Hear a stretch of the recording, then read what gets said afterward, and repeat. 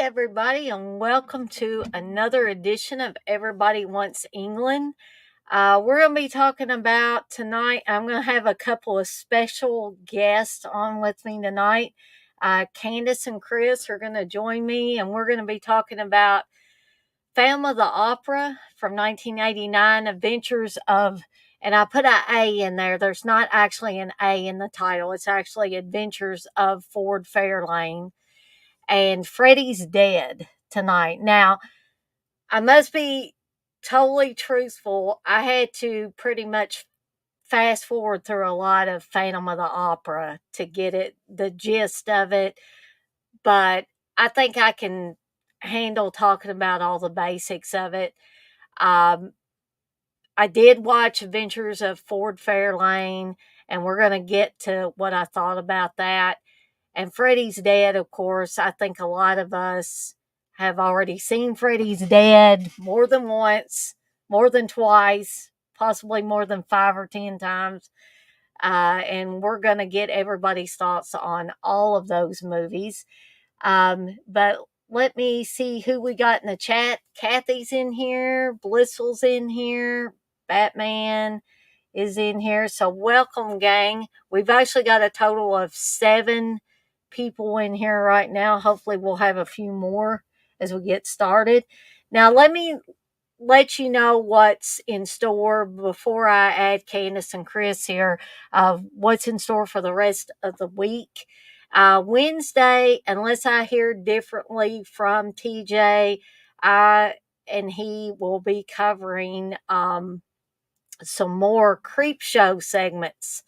So we're going to be talking about the Creep Show television show, or Shudder show, I should say. It's not really a television show.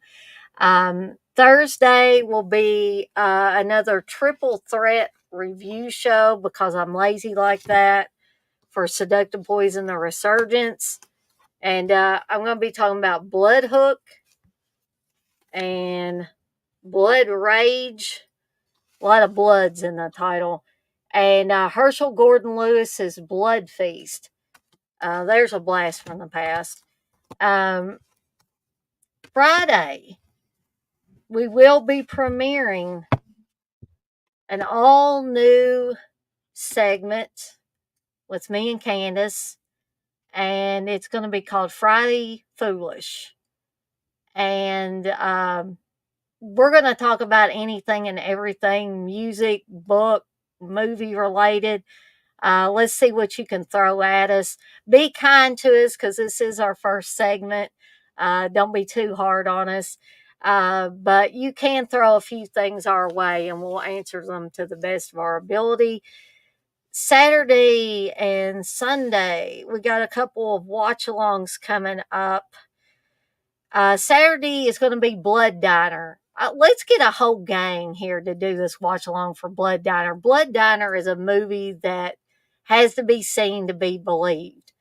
And I want to get Uncle Bill on, definitely, because Uncle Bill loves this film. But anybody else that wants to join in on the fun, let me know so I can be sure to get a link to you. Also, Multiplicity will be Sunday, and I think, or I hope, that I'll have both Candace and Chris on, plus anybody else that wants to join us for Multiplicity. Just let me know. Both of those will be 7 p.m. Eastern Time. Also planning on another Movie Munchies. I haven't picked out what I want to do yet, but I think I'm going to go back to the book that Candace sent me, the Death for Dinner book, and pick another one of those recipes. Well, Batman, I was going to talk about Chud too, but I may have to wait for that one because I didn't quite get a chance to watch that one. So if you can wait maybe another week, we will talk about Chud 2 during that point in time. Oh, thank you, Blissful. Blissful says you're anything but lazy, Dana. Yes, Adventures of Ford Fairlane was a fun movie, and we're going to get to all of that. Andrew Dice Clay, he's somebody that is kind of crude and might be abrasive to some people, but he's funny too. And I thought he was very amusing in this movie. But without further ado, I'm going to add Candace and Chris here. So let me go ahead and add Candace. Hey, Candace. Hey, Dana.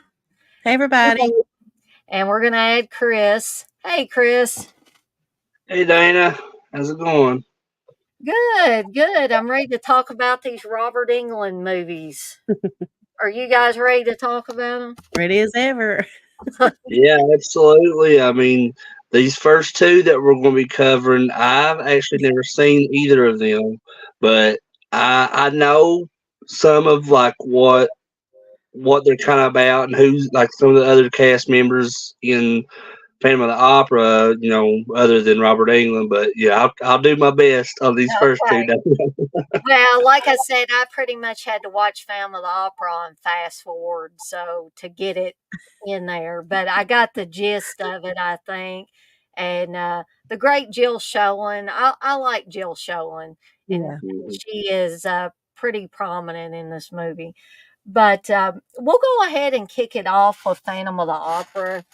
And like I said, I did pretty much watch it on fast forward, but if anybody has seen the many incarnations of the Phantom of the Opera story, you know what that's about. A man who is disfigured but still kind of haunts the theater.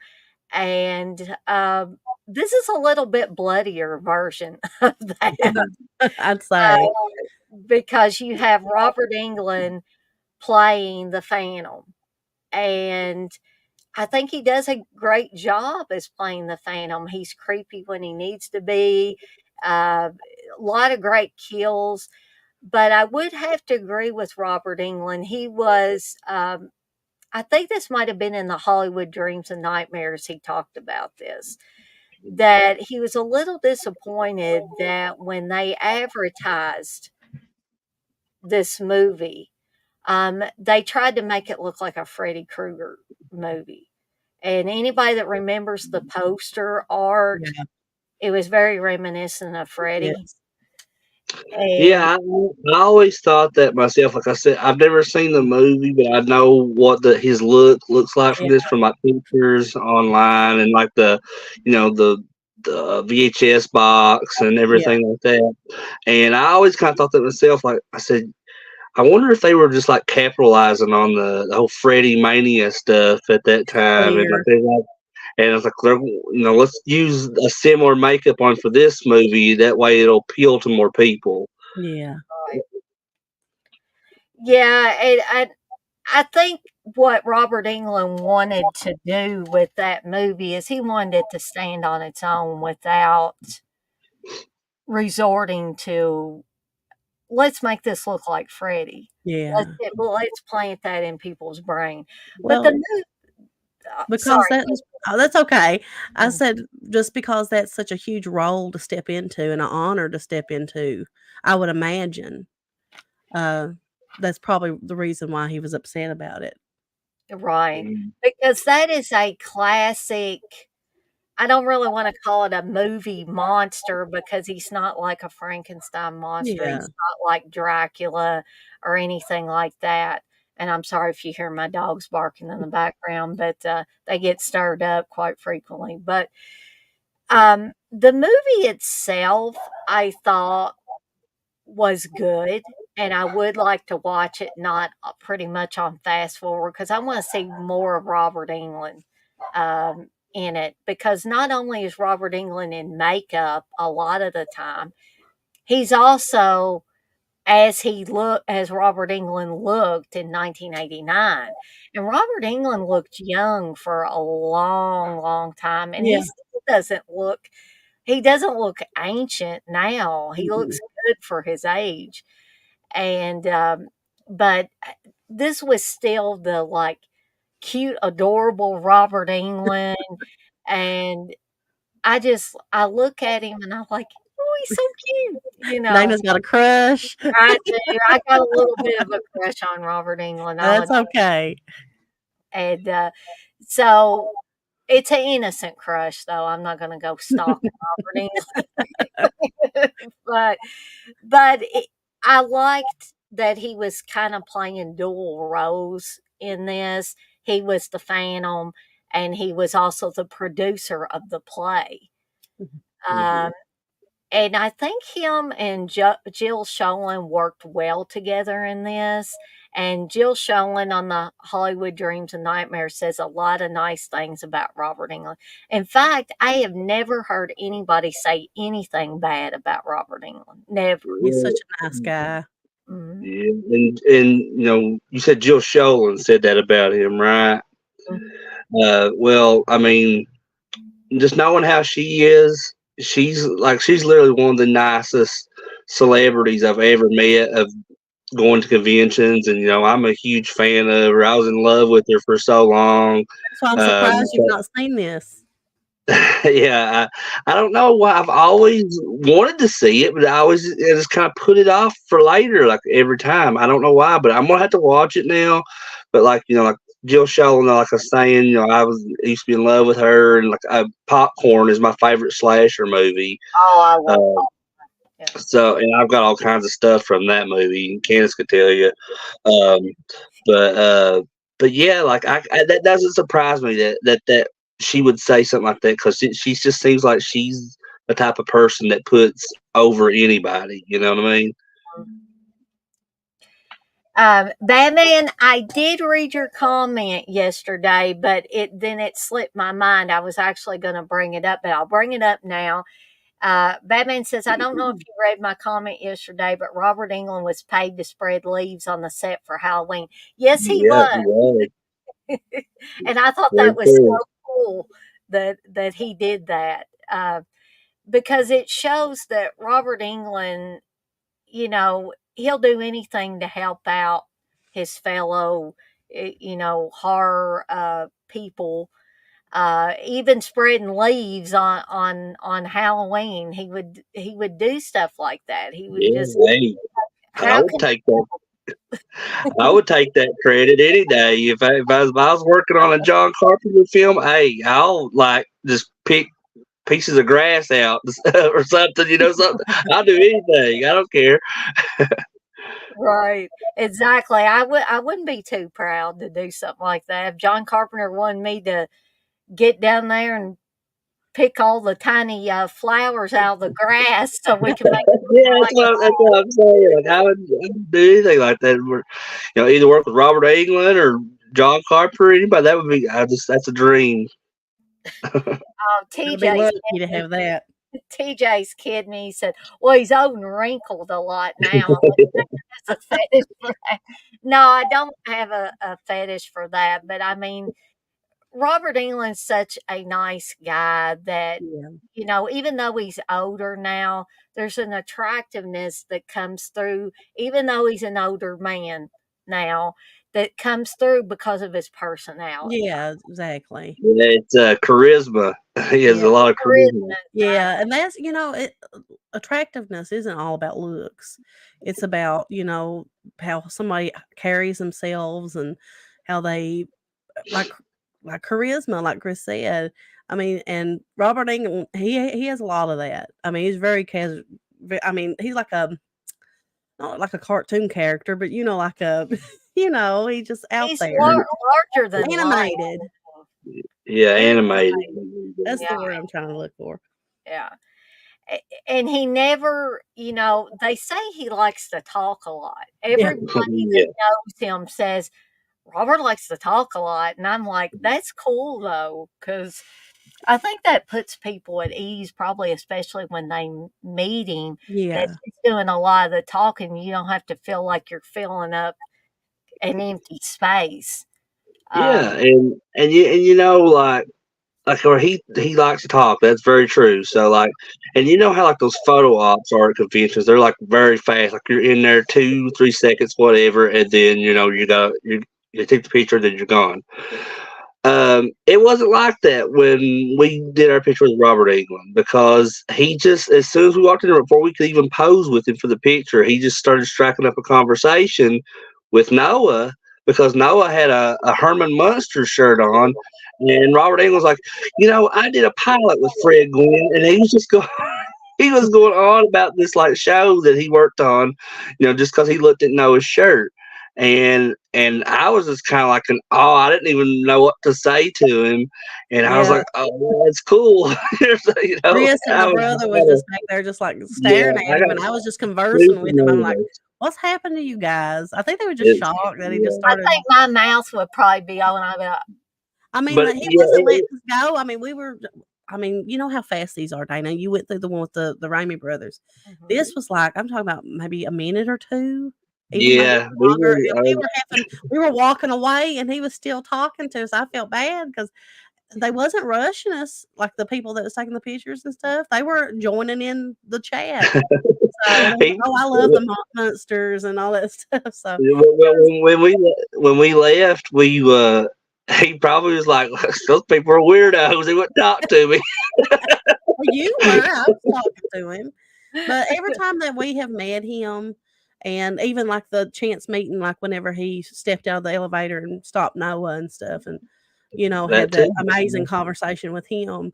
Every time that we have met him, he has been above and beyond any kind of way that you would expect somebody to be. I mean, he didn't Yeah, have to do any of that, but yet yeah, he is a really kind person from what I've had experience with him and Chris. So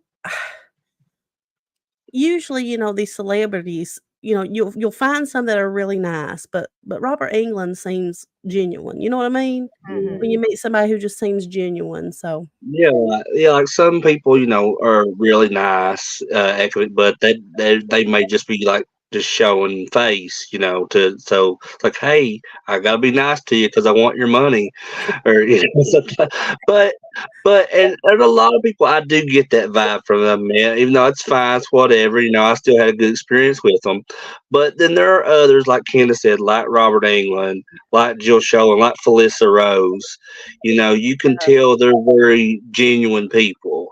yeah, Doug Jones. Doug Jones, yeah, Yeah, Mick he's real. Foley,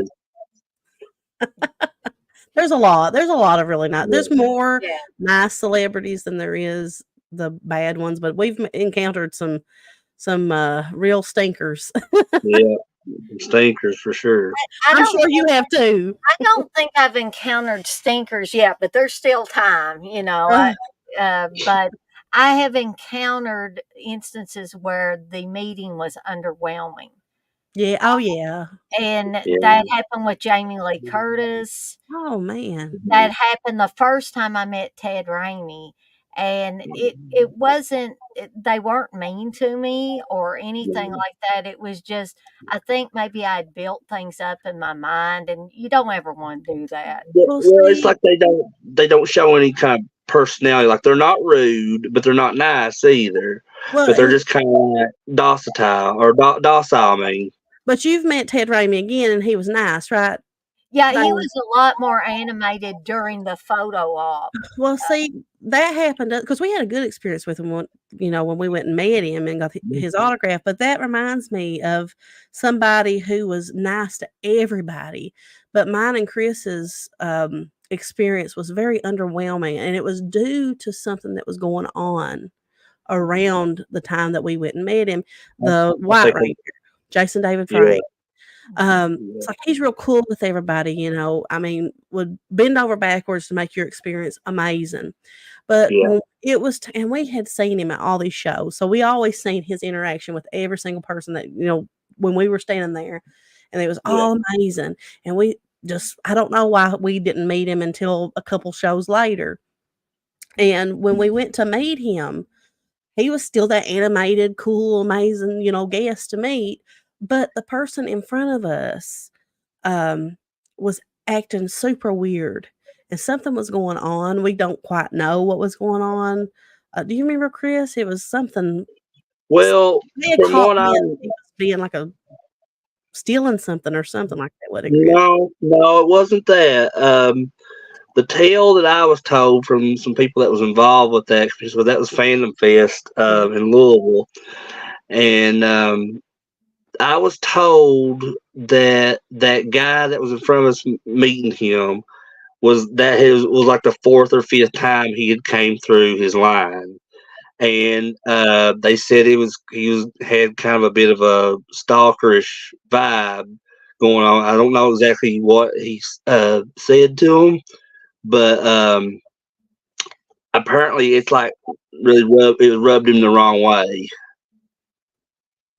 Yeah, he said something to him because we seen his facial expression just kinda change mid, like, speaking, and it was, like, low, like when you come up to somebody and you're speaking low, and then whenever we went up to him, he was distracted from that, and he Yeah. didn't say hi or anything like that, just kinda looked No, to the no, side and he was just watching that guy. yeah, he like gave me signed my poster and everything, and he was just like, "Thanks, I appreciate you." It wasn't nothing like over the top, He did. I don't think he like was looking at us when we met him because he just went straight to like sign the poster and everything. Was like talking to me while he was looking down, Yeah, and I was really disappointed by that because I grew up loving Power Rangers. I was about 6 years old or something when the show came out, and I was just like, that part of my childhood, I was obsessed. Kind of like how like I am in adulthood with horror and wrestling and stuff like that. But that's just a nostalgic thing for me. And he was my favorite on that show when I was a kid, so I was like, oh, I would love to meet him. And because I'd seen all his interactions on YouTube and stuff with other fans, and just after that, like I understood why it happened, yeah. but still, part of it bothers me, especially knowing that I can't meet him again now because he died a couple years ago. Yeah. Um, Or so or yeah. or you could have one of your favorite celebrities think that you're your much older, friend's mother. Oh my goodness. Ooh. I won't go into that, though. But I'll tell you about my Jamie Lee Curtis experience real quick here. Something happened right before I went up to meet her that I think caused that to be underwhelming. And I don't blame the guy that, bless his heart, he got, I don't know how many posters this guy has for Jamie Lee Curtis to sign. Oh, I know who you're talking about. The Yeah, guy I that was remember buying that. everybody drinks if they wanted alcoholic drinks, um, in the line. I guess he was Yeah. trying to be nice because everybody was having to wait so long. It was late at night by the time we got up there to her. I'm talking like 10 or 10:30 at Mm, night, we're talking. So granted, she had been signing all day long, bless her heart. So this guy comes up with all of his posters, and he was a nice guy, don't blame him at all. But when he got ready to leave, he dropped his posters all over the stage where she was at. And so she made a little kind of, some people might say it was snarky, but I think it was Jamie Lee Curtis humor. She's like, hurry up, and, kind of trying to hurry him along. And he was fumbling around picking his posters up. So when I got up there, I think she was still distracted from the guy dropping his posters all over the place that Mm. she barely looked at me. And it was like, and I got to say, it's very nice to meet you, Miss Curtis. And that was about all she wrote on that. She had a little more interaction with Steve because Steve was after me. And then Steve had the actual extra bonus of when Jamie Lee Curtis, I guess she come back from the bathroom or she came out of somewhere, and she grabbed Steve's bicep as she walked past, and he oh said, my "Jamie Lee Curtis, grab my bicep." I said, "I bet you're never going to wash that bicep." Yeah, Dana, I remember you telling that story because I think when you all went in there to meet her, I think it may have been like the day before I did, but I remember you being there at that show and telling that story about all that, and I hate that that Candace couldn't get to come to that I'm always because jealous. she was pregnant at the time and on bed rest, and so I had to go to that one by myself, and yeah, like I said, I don't think we weren't in the room at the time when that happened. But I remember you telling everybody that story, like after it happened. And I'm also curious about that too, because if you remember, Dana, when you could pre-purchase autographs for Jamie Lee Curtis online before that show, you were only allowed to purchase two. Right. So how did that guy get all of that stuff signed? Good question. Somehow they done it. Good question. I don't know if he had other people buying tickets. I mean, could you do that or? Well, that's the thing too, because I remember Horror Hound, because Horror Hound's the one that put that on. I remember them putting out a statement of like, even if you bought more than two from like separate accounts or whatever, Yeah. when you presented them at the show, you were still only allowed two per person. So that's the part that I don't understand about that. That is odd. That's very odd. I don't. Unless he knew somebody with the show or something. I don't know. I mean, We've gone off the subject. That's yeah, sorry okay. about that. We can talk about other things. You know, it kind of moved from how nice Robert Englund is to the fact that we've had good and bad and intermediate experiences or lukewarm experiences at conventions with different people. But I did want to acknowledge a few people in the chat because I don't want to miss anybody in here. So Chris is in here. Hey, Chris. Another Chris. I've got Chris live on here and then Chris C's in the chat there. And Uncle Bill's in here too. And Blitzel says, Dana, can I time out TJ, please? Well, you can do whatever you want, and I'll have you and TJ take that up with each other. I think she's kidding, though, because TJ likes to give me a hard time, but he doesn't mean any harm by that. But Uncle Bill, thank you. He says, hey, guys, love this crew. Well, Hey, Uncle Bill. Kathy says, Candace, do I see smoke or am I having a stroke? I've seen that. I have an incense burning back here. That's what I thought you must have. I've got an incense burning. I've seen that earlier too, and I was like, she must be burning incense. Yeah, I burn incense. Come here. Well, I burn incense and candles and wax warmers and everything. So it helps calm me. Well, that's always a good thing. I'm always on the lookout for something to make me calm. Kathy says, Candace, woo. So I think she was afraid she was something going on. I probably should have told everybody that before. Batman, you say, did you guys see Wet Movie One's video of Linda Blair drinking coffee and eating and then smearing her greasy ass fingers on his Exorcist poster? Oh my god! Not, but oh god, that killed me. Oh my gosh! I did not an original. But I've heard a lot of things about Linda Blair over the years. But I have never met Linda Blair, so I've just seen her from like afar, but I never went up and met her. I haven't either. But I remember me and Cass were at. I'm pretty sure you were there too at this Friday Night Film Fest, Dana. But like when Henry Winkler. The Henry Winkler was at it was all there was a bunch. There was this one big room, and it was really hot in that room. I mean, like blazing hot, and it was like 100 degrees outside.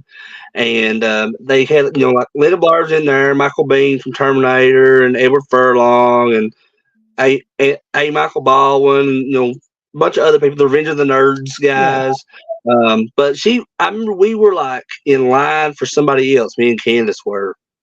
And like she was coming from around her table, Linda Blair was, and she just like blew by us like I don't know where she must have had to go to the bathroom or something. And then I remember she bumped into some other woman, and excuse my language, Dana, but that woman just said, "You bitch." And I almost lost it. Oh, I never forget that. It's I was like, "What?" hilarious. I mean, she did. He's telling the truth. Yeah. I'm like, "Okay." It killed me. But yeah, like I said, I've heard a lot of Linda Blair stories, and strangely enough, none of them are ever. They never paint Linda Blair in a positive light, ever. And so I don't know if I ever want to meet her. I still like her in The Exorcist. I still like watching interviews with her, but you know, I don't know if I would really want to go up and meet her. From what I've seen, she's real flighty, so I don't know. Hmm. And a lot of people say if you don't want to talk about, which having a dog rescue is admirable. I love Yeah. dogs.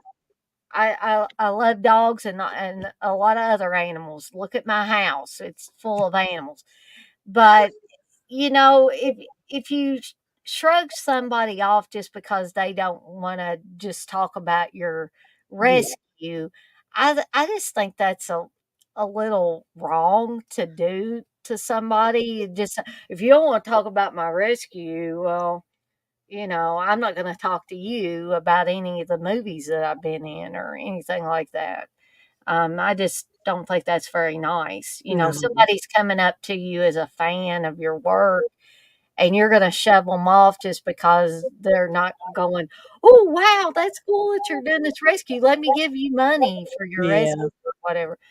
Um, but let's see. Batman says, well, you don't exactly see it, but Wet Movie 1 does talk about it and says he later had to clean it off. I wonder how many other people have, like, been eaten and maybe inadvertently done something like that. Can Well, say. I remember a time me and Candace went to a convention, and I was going to meet Sid Haig, Yeah, he was and there one time, he yeah. we right as we were going to his table, he was coming back from lunch, and apparently he hadn't used his lunch to eat during that because he brings this big, huge Chicago style hot dog with him to his table, and I'm standing there, and then I'm starting to walk off, and I was like, well, we'll come back. And he was like, no, no, come over here, sit Was nice, though. down. So like I'm sitting there, I sit down in this chair beside of him while he's eating this hot dog, and Yeah. I'm just trying to have a conversation with him, and he's just like he acts like he's interested in what I'm saying, Yeah. but he's like at the same time he's just like scarfing down this hot dog. It was the craziest experiences I've ever had at a convention. It was hilarious, though, because he was nice, Sid was. He was always Oh, nice to me. I so wish cool. now Love that I him. had met him, sadly I can't now, but, I wish that I had when I could have. Um, I have a lot of regrets about people that I didn't meet when I could have. Mhm. Now That's they're how I feel gone. about, like, concerts and stuff like that. There's so many times I could have seen people, and just, so I'll wait for later, and then they end up passing away, and you're like, "Dang," you know? Now, guys and gals, I promise we'll get back to Robert Englund movies, but I got to tell one more story about a celebrity I met, Bill Moseley, and I've told this story before. I love Bill Moseley, and so I went up to him. Trying to remember if it was a Days of the Dead. It seemed like it was a Days of the Dead that Steve and I went to, and I met Danny Lloyd from The Shining, and I also met Bill Moseley. But when I went up to Bill Moseley, it was like this was so much fun. He was like, "Well, what would you want me to put on this picture?" And I was like, "Oh, holy cow, I don't know." And he just starts yelling out quotes from movies. And Steve said, I can't believe you had him put this on a picture. But he yelled it out. He said, lick my plate, you dog dick. And he did it just like he did it in the movie. And I was like, that's it. Put that on there. He did that for me, Dana. Yeah. Yeah, I think he does that for a lot of people. Like not everybody. I think he kind of like randomizes his quotes when he meets people. But you know the whole thing, the cameo thing where you can like buy like videos for celebrities. I've only done that one time. I did that for my brother-in-law CJ.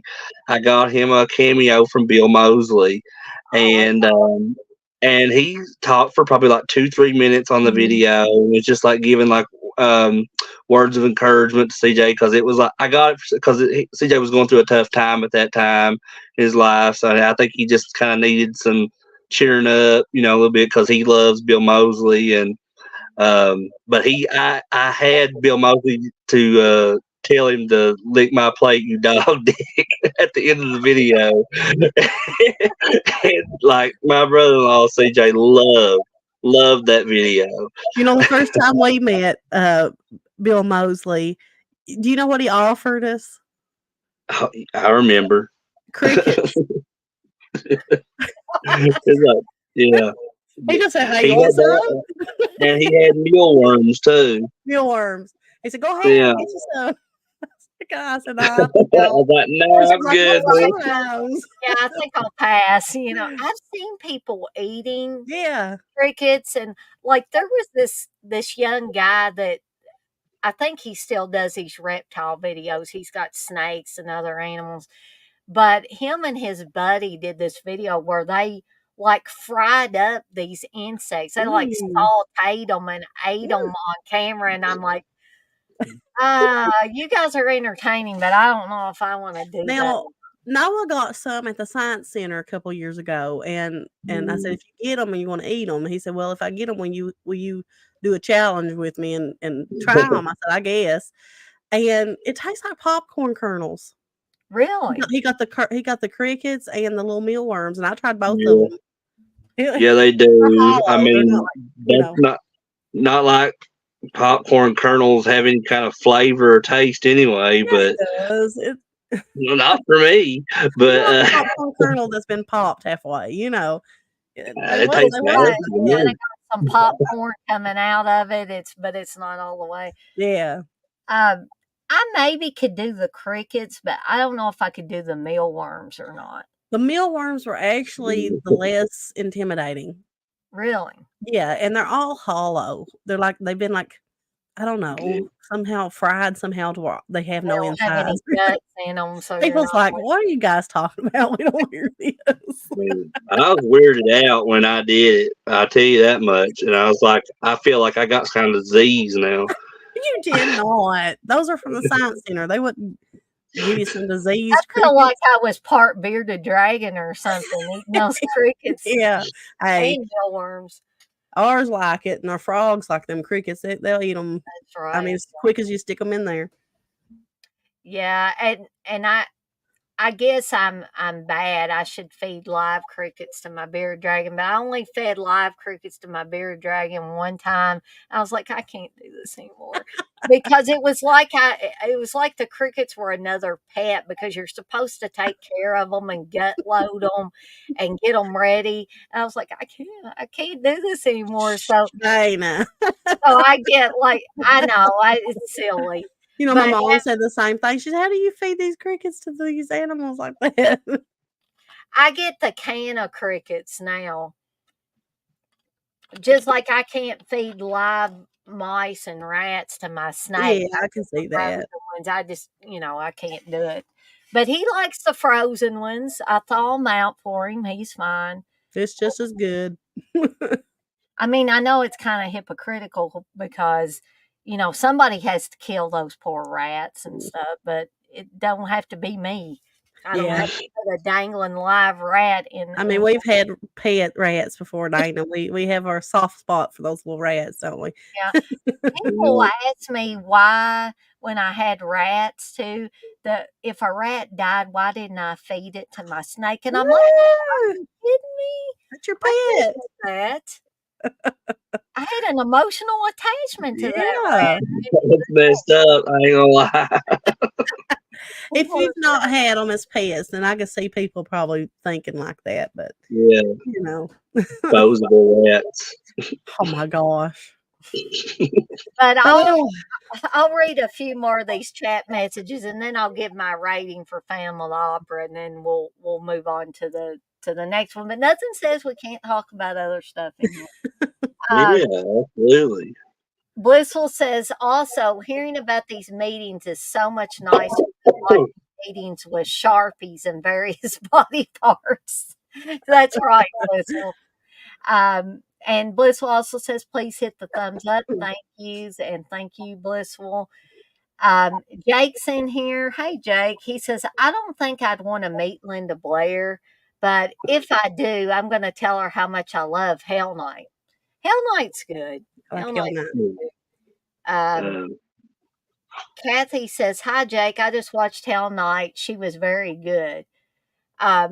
So, to give my rating on Phantom of the Opera, and keep in mind that I kind of had to watch it on fast forward, but I think that had I been able to watch it all the way, I would have really liked it. Now, I'm not going to give it my top score. I know people say I throw that 5 around a lot of times, so I'm not going to give it the top score, but I'm going to give it a 4 deadites out of 5. And who knows, if I watch it all the way through, I may bump it up to a 5. Because I know some people aren't interested in those more classical type of films. But look, this is an upgraded version of it. There's a lot more, as Joe Bob would say, there's slime glaucoma going everywhere. And, if you watch the black and white silent Phantom of the Opera, you're not going to see stuff like that flying around. What is that, a 1920s film? Yeah, I love it though. Yeah, it's my favorite version out of all the Phantom of the Operas that I've seen. I can't, say that for this one because I've not seen this one yet, but definitely want to check it out.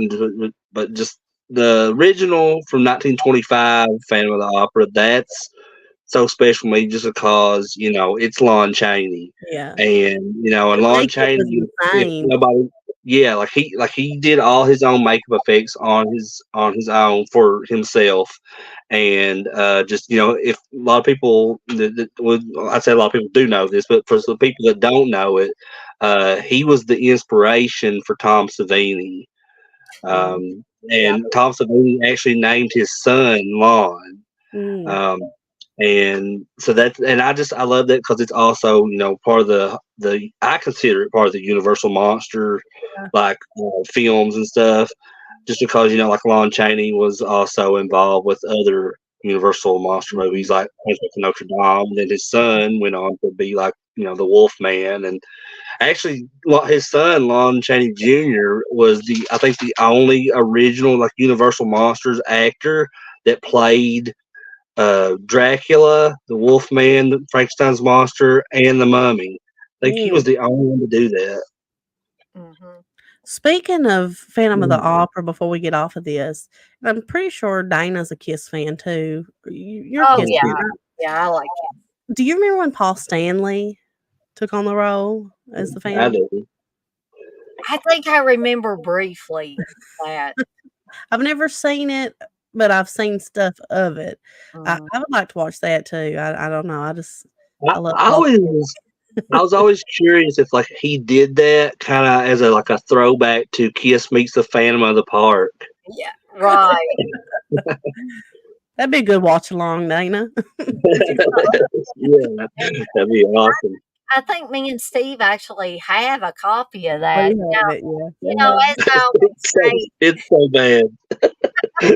people always ask me, well, not a lot of people, but some people ask me, Dana, why don't you show the movies? Why don't you stream Mm. the movies while you're doing the watch along? Yeah.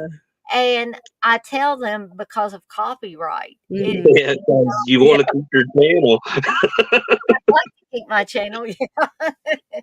I don't want to show some high profile movie, especially, and sometimes it's not even high profile movies. Whoever owns the copyright to these things, if they see it, guess what? They're going to report it to YouTube, and Yeah. they're going to get a cease and desist thing from YouTube. You're done, son. And then people say, well, you can go on Discord and you can do it. Well, yeah, you can go on Discord and do those things because Steve's done it. But I have a setup through StreamYard and I have everything set up with YouTube. And maybe it's just me being lazy, but I think I've got a nice setup. And what's to keep everybody from watching it on their own? If you own a copy Yeah. or you can easily obtain a copy, Yeah. then you can watch it on your own and then there's no copyright issues. Yeah. Well, Dana, you know more about this than what I do, but I heard something that, like, how you sometimes you see a lot of like copyrighted films uploaded to YouTube, but some of them, most of the time, they're mirrored. So like the image on in the movie is reversed. Hmm. So, and I've heard that was like a workaround of the way they get those uploaded on YouTube, but I don't It know if that's true or not. I believe it is, Chris. And the other thing is, and I think me and Candace talked about this, or I Yeah. talked about it when we did the Hard Days Night watch along, Hmm. that there was a guy that put a Hard Days Night on YouTube, but he slowed the speed down. But Wow, he yeah. told you if you wanna watch it at regular speed, hit the 2 times thing on YouTube and it will play at regular Mm. speed. But how he got around the copyright was slowing it down when he Yeah. uploaded. So I wonder, like, where that's so because it's being altered that way too much, like how you would mirror it. You're altering it by slowing it down or speeding it up. I wonder if they kind of consider that in the kind of the same laws as like art, because you know how artists do a lot of like their own versions of a character from a movie or something, and that way they can get away with selling that legally, and they Mhm. don't have to pay any kind of like image rights or anything like that. I Right. don't So know how it I wonder if works. it's like the same thing.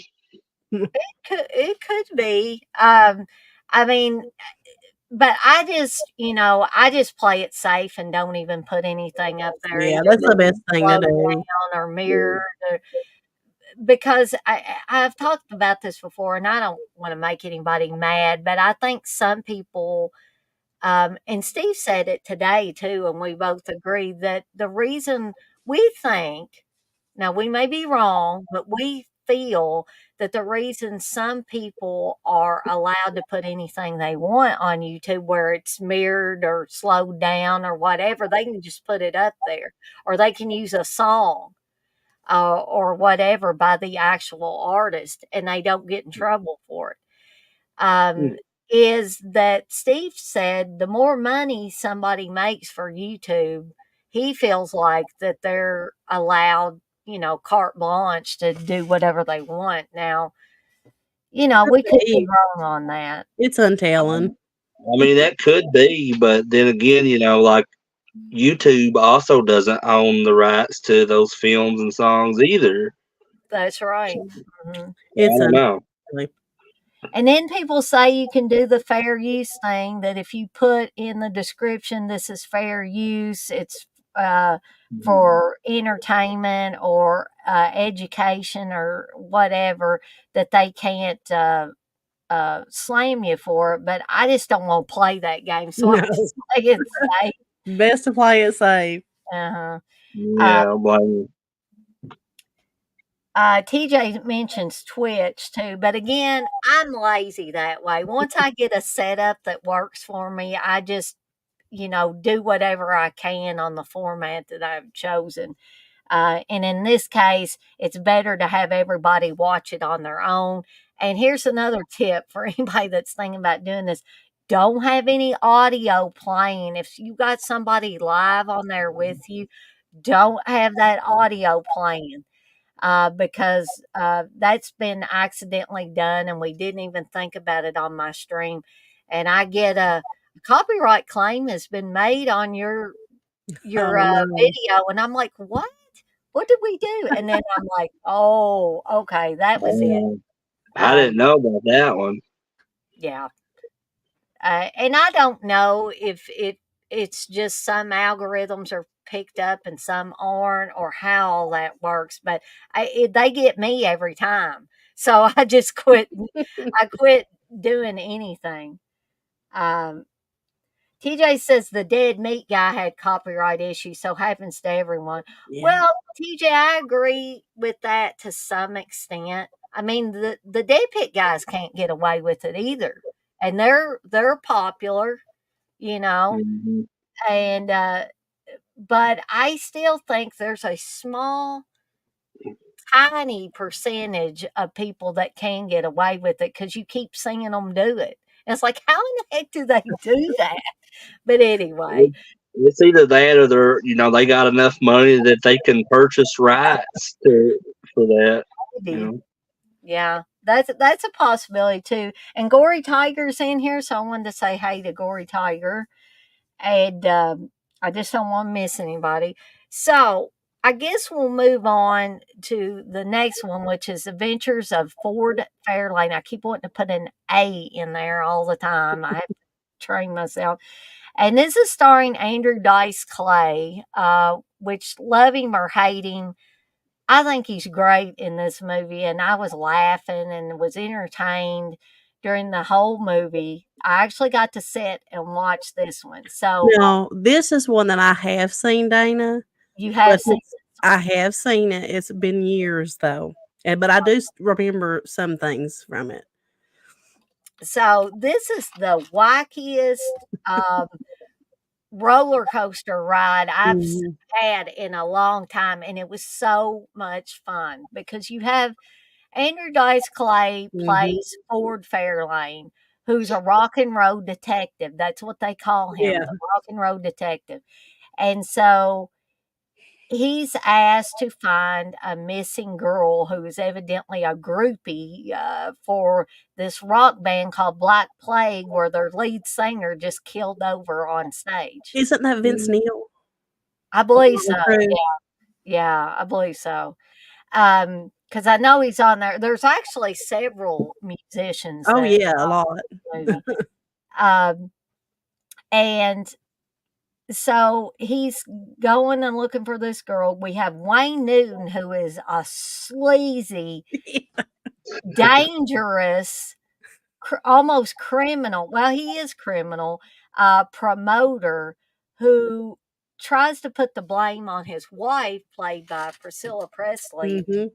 And like, I was like, I don't even know where this movie is going, but I'm having a heck of a good time trying to follow along with it because Ford meets up with all these different crazy characters along the way within the film.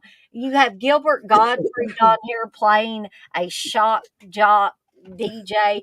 And I don't know if Candace will remember this or not, but it looked like when they showed Gilbert Godfrey when they showed his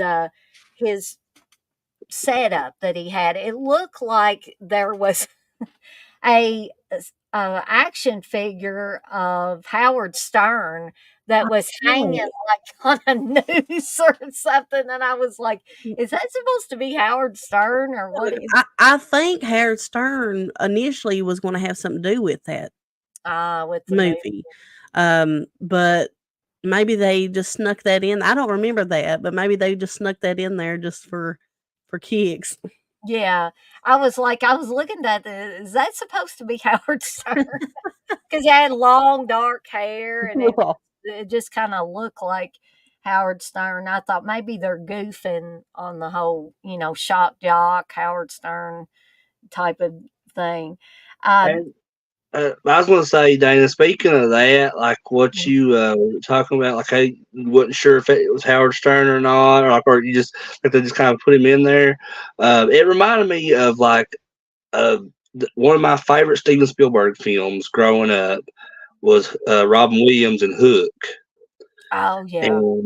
And there is a character towards the beginning of the film that plays a pirate, and I had no idea who this person was for years because it's just it's a guy pirate, and you're thinking, well, that's just some random male actor that they found. I mean, you don't think much about it, especially when you're a kid if you know who this person was. But as I got older, I knew who this person was, and I still didn't realize it was them, and it was Glenn Close.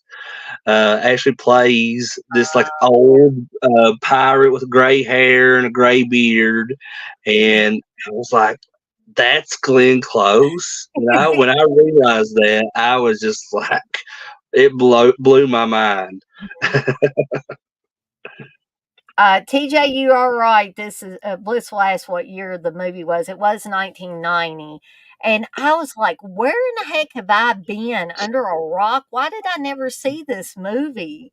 Why is it taking me this long to where I'm doing a Robert Englund retrospective before I watch this movie? And so you've got Wayne Newton in here, you've got Andrew Dice Clay, you've got all these different musicians that show up, you've got Gilbert Gottfried, Tone Loc, I think's in it. Tone Loc, yeah. I mean, you Wow. got, I think, Sheena E, I think, is on Sheila here. E. Sheila E, yeah, that's right. Yeah. She's on there, and What's you his know, name from Married with Ed Ed O'Neill? O'Neill, Ed O'Neill's in it. Yeah, he's like the lieutenant or something, ain't he, Man, Dana? he's I'm like gonna have to watch.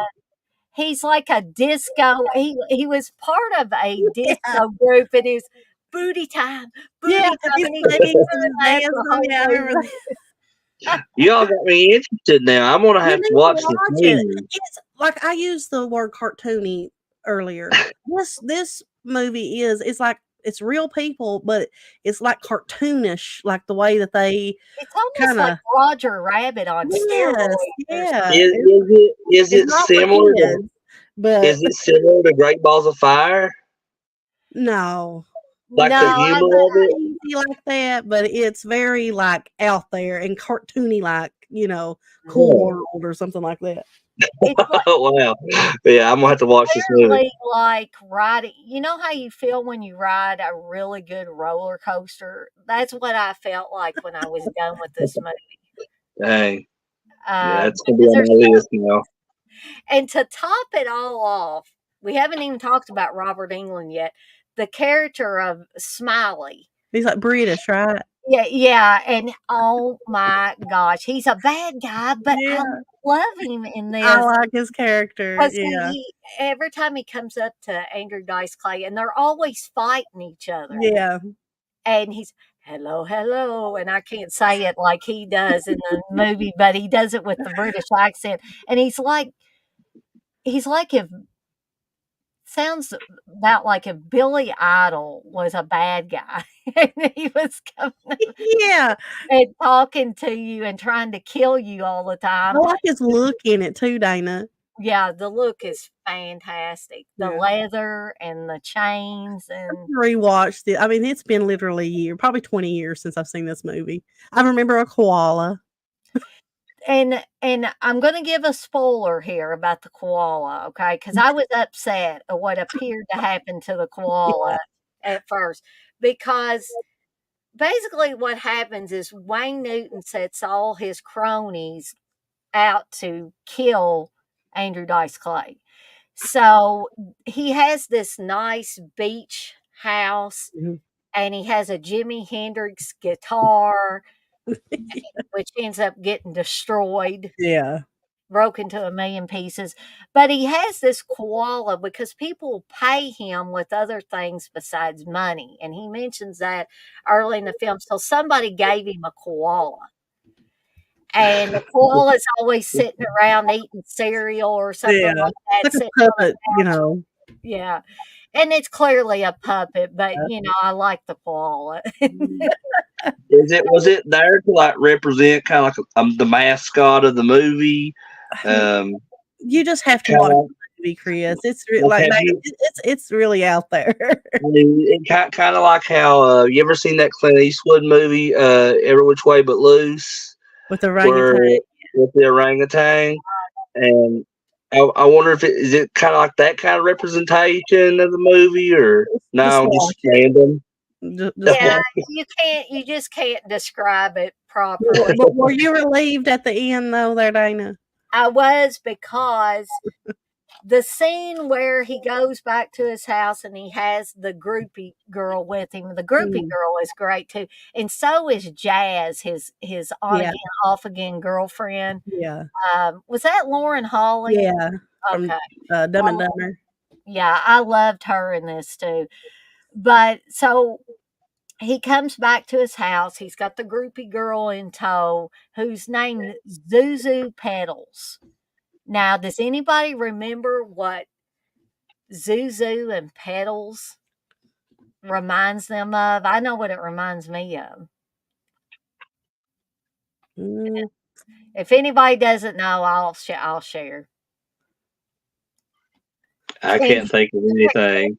like It's a Wonderful Life. Jimmy Stewart's daughter in the movie is named Zuzu, and mhm. she had gotten a Oh, flower, and the petals were falling off the Oh.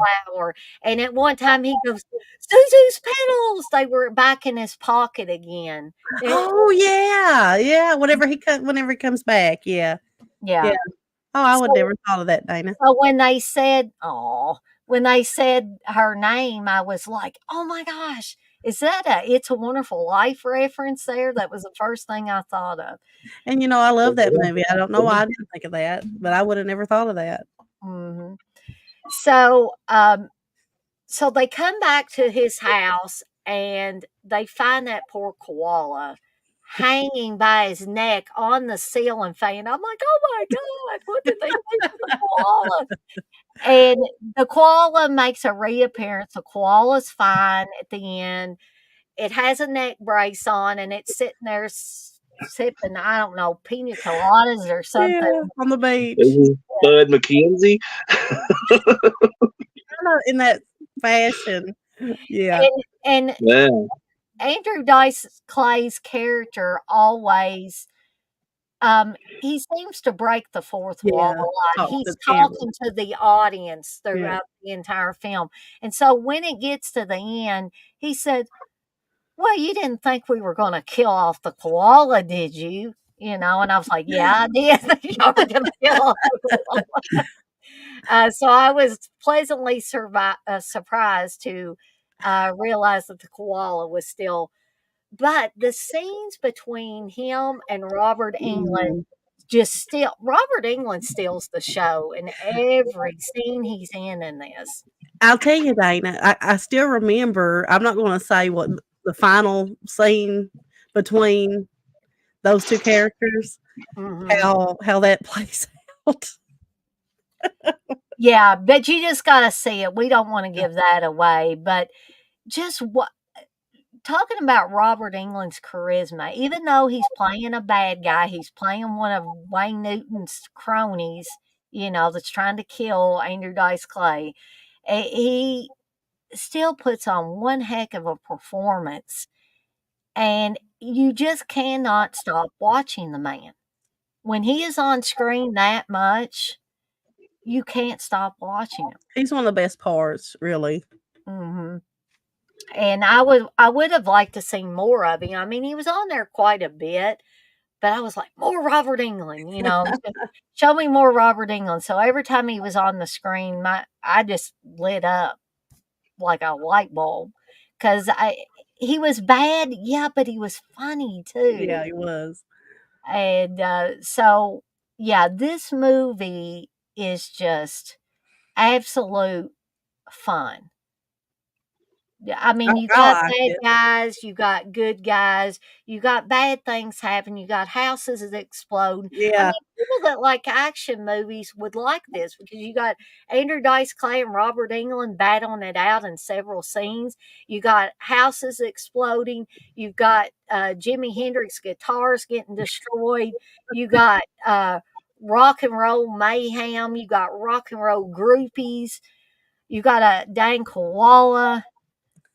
I mean, Koala's I worth wonder. it, I'll just tell you I that right. wonder if the writers of this film, when they were just writing all this down, like they just like looked at each other's like, let's just include every random ass awesome thing that we can think of Yeah. to put in this movie and just blow people's minds. Do you know the movie that I like, Chris, with oh my gosh, I can't think of nobody's name. You know, Frankie Valli and You're talking about the one that's got like Pee Wee Herman in it, and Vaughn, Pee it's Wee, called Back to the Beach. Back to the Beach. You know how that was like that movie, kind of out Yeah, there. That's how this movie is. that's But what this that is a one's little like. bit more adult oriented, I guess. There's scenes in it that's Right. not for kids, but it's not bad though. Mm. Would you say, Dana, it's not really a bad No, I mean, really, it's I was suggestive. I was sitting here trying to think of if there was any nudity in there, and I think there's just there's underboob. Yeah. I mean, I think, and there's women bent over with what looks like underwear and short skirts and stuff like that, but it doesn't really show anything that graphic. And there's a scene where Andrew Dice Clay is in bed with these two twins, but he's got pajamas on. It's not like he jumps out of there and he's naked, and I don't even think you see them naked. But his humor is definitely prevalent throughout the film. His type of humor. If you're a fan of Andrew Dice Clay, you'll be a fan of the film. What is it rated? I don't know. It's probably rated. What do you think? PG-13?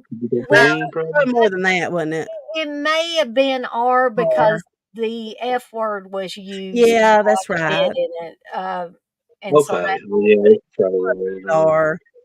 Mhm.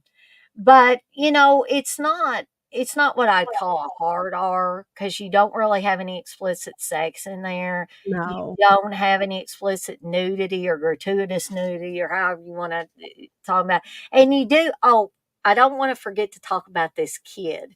The kid that comes out and he wants to be Andrew Dice Clay. He wants to be just like him. There's a scene where Andrew Dice Clay comes out of his house, the kid comes up, they both put on their sunglasses, and they both go to light up a cigarette, and he jerks the cigarette out of the kid's mouth. "What do you think you're doing?" And the kid talks dirty too, and he don't want the kid talking dirty. And so the kid's dad has disappeared, and he wants Andrew Dice Clay to look for his dad. He says, "You're this rock and roll detective. Please help me find my dad." That he will have a ring on just like I do. And it was a Fred Flintstone ring, I think, is what it was, if I remember correctly. And guess who has the Fred Flintstone ring on? But he's not the kid's dad. Robert Englund's character of Smiley has the ring on. And he said, and Andrew Dice Clay's like, "Well, aren't you the kid's dad?" And he's like, "No, I'm not the kid's dad. I killed that guy and I took his ring." You know, like I'm That's paraphrasing awesome. for you, but that's basically what he said. Um, but if you like Andrew Dice Clay, if you like Robert England, if you like all these different musicians that we've talked about, even if you like Wayne Newton, although Wayne Newton is just complete sleazeball in this. Well, that's kind of fitting because I think the real Wayne Newton is kind of a sleazeball guy. Remember Vegas Vacation? Yeah, exactly. I imagine that's how he is in real life. You want to believe that? He's just playing himself. He's like, "Oh, this is gonna be an easy job." Have y'all ever heard Joe Bob Briggs talk about Wayne Newton?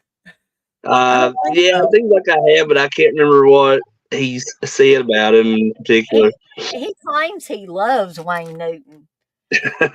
Who don't love Wayne Newton? I like Wayne Newton. Yeah, I'm gonna be. I want to hear him sing Donkashay or something.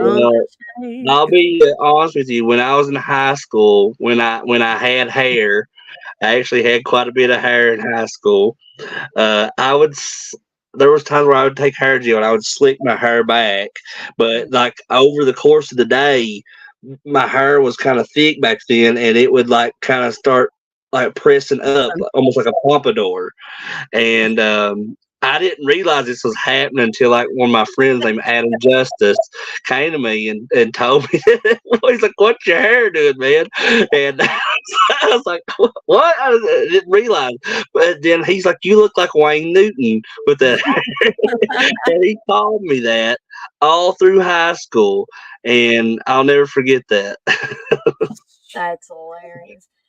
Um, I'll read through some of these chat messages here before we give ratings on this, and I feel like Candace remembers enough Oh about yeah, I remember it. to give a rating. And I think we've got Chris on board with watching it at some Yeah, point. I love seeing it. Um, let's see. Let me. TJ says Howard auditioned for the shock jock role because Dice, who was buds with Stern at the time, suggested he audition. Jake says, I think Robert Englund plays a good redneck. Just watch 2001 Maniacs, Strangeland, and Hatchet to see Yeah. what I mean. He does play a good, and he'll say that he plays good redneck roles. Mm. Whether they're good or bad characters, he's played them. I love that movie, 2001 Maniacs. Which that's so funny that they casted him in that when his character Freddy is the bastard of a thousand maniacs. Exactly. Yeah. I still need to watch. Of course, as I do these retrospectives, I'll be talking about 2001 Maniacs, and I'll get a chance to watch it as if I need an excuse to watch it. I don't really need an excuse, but um, TJ says Billy Idol was originally going to play the Smiley character. Now, I respect Billy Idol, but I'm glad he didn't end up doing it because we wouldn't have had Robert Englund in this great role. Yeah, Batman. we'll be talking about this movie today, wouldn't we? No, we wouldn't. Batman says it is rated R. Mm. Blissful says, I heard Back to the Beach, one of my favorites, Stevie Ray Vaughan and Dick Dale, epic pipeline cover. Yeah. Stevie Ray Vaughan's my favorite guitarist of all time. Blissful says about Wayne Newton, no, he's really nice. She said, he didn't press charges against my aunt and her best friend for sneaking on a tour bus. That's awesome. Victor says, and hey, Victor, by the way, Victor says, haven't seen Ford Fairlane in 30 years. Need to revisit that sometime. Dice Clay was so ridiculous. Yeah. TJ says, 2001 Maniac sequel is trash. They've replaced Robert with Bill Moseley. I agree with that. They had several of the original cast members for the first 2001 Maniacs in it, but yeah, they replaced Robert Englund with Bill Moseley. And while I watched it just because I love Bill Moseley too, no, definitely I agree. It does not live up to that first one at all. I mean, it's just like you can respect a lot of people, but when they replace one great actor with another great actor, but you've already seen that first great actor do that and play it to the hilt because Robert Englund does that in every role he has. Yeah, I think even Bill Moseley would agree with that. Yeah, and it's like just try to picture in your mind like you have Donald Pleasance play the role of Loomis in Halloween, and then when they come out with Halloween 2, they get like Michael Landon or some other weird like random person to play. I'd like to see that. Well, think about that would be kind of cool to see, but still, like it wouldn't be the same. Be like, where the hell is Donald Pleasance at? I think that's what people were saying when Halloween 3 came out. Where the hell is Donald Pleasance? Where the hell is Jamie Lee Curtis? Yeah. So this has nothing to do with Halloween. What is this? And John Carpenter's sitting there, well, this is what I want to do, folks. I wanted, because he said he wanted to make each Halloween about a different thing. And they were like, no, Michael Myers. You got to bring Michael Myers back. Yeah. Batman says, Even though Freddy's dead is awful, I like it. Well, I feel the same way about Come me. on. Uh, and Blissful says, Candace, the Stevie performance switching guitars because of the broken guitar strings still gives me goosebumps. He was a master. He was. I love Stevie. I mean, I think Chris agrees too. I don't. Is he your favorite? He's not your favorite guitarist, but He's not my favorite, um, but he's up there for me, definitely. I mean, even if you're not a fan of him, I mean, you can't deny what talent he had, and because he was very innovative in some of his styles that he played in, and there's a lot that I've never, kind of nobody's really emulated that style since. I he mean, was somebody. yeah, He was somebody that you could see his music coming through his expressions. yeah, When he was playing the guitar, it was more than just his fingers and arms and whatever it takes to play the instrument. It was his whole body, and yeah. you could see the soul coming through that. And that's one of the reasons what made me just like fall in love with his style and just him as a person. And just I don't know. And I may get hate for this, but I stand by this. He's the only person that can outdo Kendrick's on his own song. So, I 100% agree with that. I agree with that. Voodoo Child, I Yeah. think, I mean, it's like incredible. Yeah. I'll probably get some hate for that, and it's okay. No, I Right, right. think that's fun. That's you got to speak the truth, Candace, and It's what I Yeah. feel. if the I mean, truth hurts, then it's going. it's your opinion, like even if not everybody's gonna agree with that, but No, it does. Nobody has to agree with that because it's your opinion, and that's what matters to you, not them. yeah, But I grew up, you know, uh, knowing who Stevie Ray Vaughan was too, and I don't want to get into that, but because I kind of had a weird breaking up, like when it comes to music and understanding music, that's a whole other yeah. conversation. But my brother's favorite guitarist of all time is also Stevie Ray Vaughan. That's how I knew who he was. And my brother had like one of his actual like replica guitars, and he had like all kinds of like different VHS tapes of music videos and CDs and tapes and everything. So I would watch, like there was one live performance. It was like somewhere, I think somewhere in Texas, that they did this concert on this VHS tape, and my brother would like watch that over and over and over and over, and I would sit there, as a kid and watch it with you because like we had one TV back then. And that's pretty much that's what you had to do, um, and but yeah, like how Candace was saying, like the expressions that would come through him, just all over his body, especially like his faces. My brother would love to try to like copy like the faces Steve Ray Vaughan would make, and yeah, I'm rambled on. Sorry, guys. Oh no, that's fine. That's fine. Um, nothing says we have to just talk about the movies. That's what's so great about these streams is we can go off on tangents and then come back to the movies. So that is fine. Kathy does say she says Blissful. I saw Stevie and BB King in an Hell yeah. awesome club, and they Lucky. played 3 hours straight. Oh my goodness. I can only imagine. I was That's never a good. blues fan. I never was a blues fan, but when I seen Stevie for the first time, I remember it opened up a whole new world for me. So,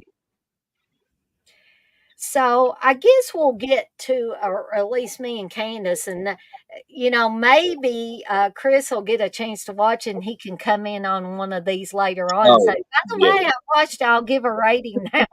Yeah, absolutely. I'll trust me. I'm going to be watching this film very oh, soon. you'll like it. Probably as soon. I'm going to try to see if I can find a copy as soon as we're done with this stream. Honestly, I'm actually going to buy the Blu-ray. I think is what I'm going to do because I like it so well. And Steve will be like, "Why are you buying that movie?" But it's awesome, I. Steve. Leave me alone.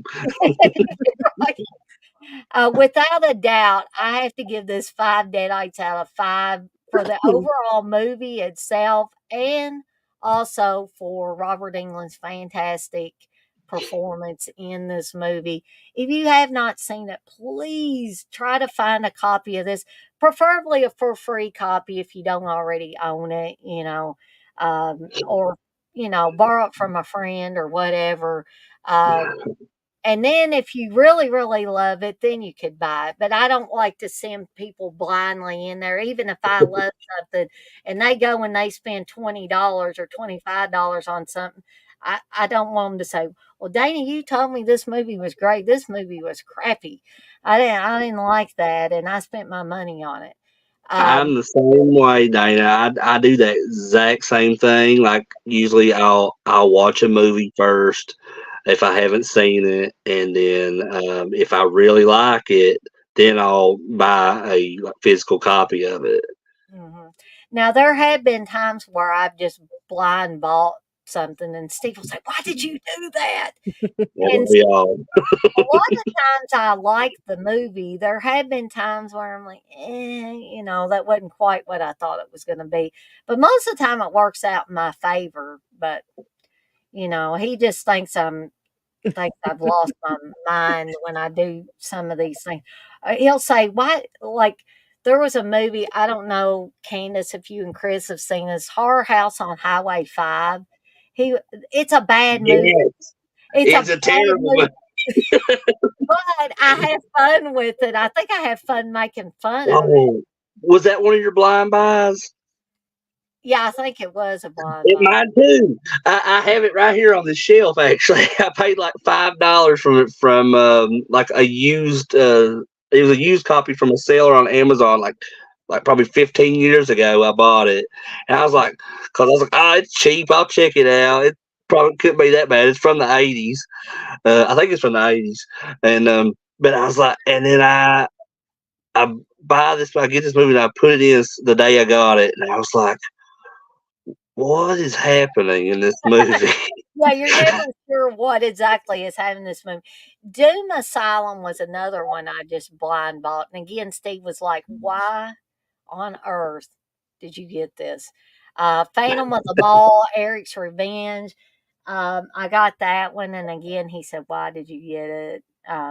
But I had seen Phantom of the Mall before. If you want to see a movie where hopefully you're not just watching it to see Pauly Shore moon a security camera in a mall, but it's probably the only movie that I know that Pauly Shore does that in. I think it's one of his better roles in I that. like Polly Shore. Mhm. Yeah, I do. I like Color Hey, I'm Shore. a fan, so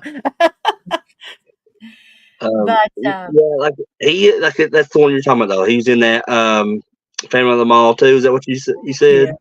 yeah, Yeah, yeah. I actually just watched that not long ago for the first time, and yeah, I liked it. It's all right. Um, but yeah, you said Doom Asylum. Now, is that the one that Patty Mullen is in? I th- I want to say she is Chris, that she is in that one. Yeah, I've not seen it, but I know. But yeah, and that's Patty Mullen's another conversation for another time. But I'm not a big fan of her anymore. I'll just say that. That doesn't sound positive.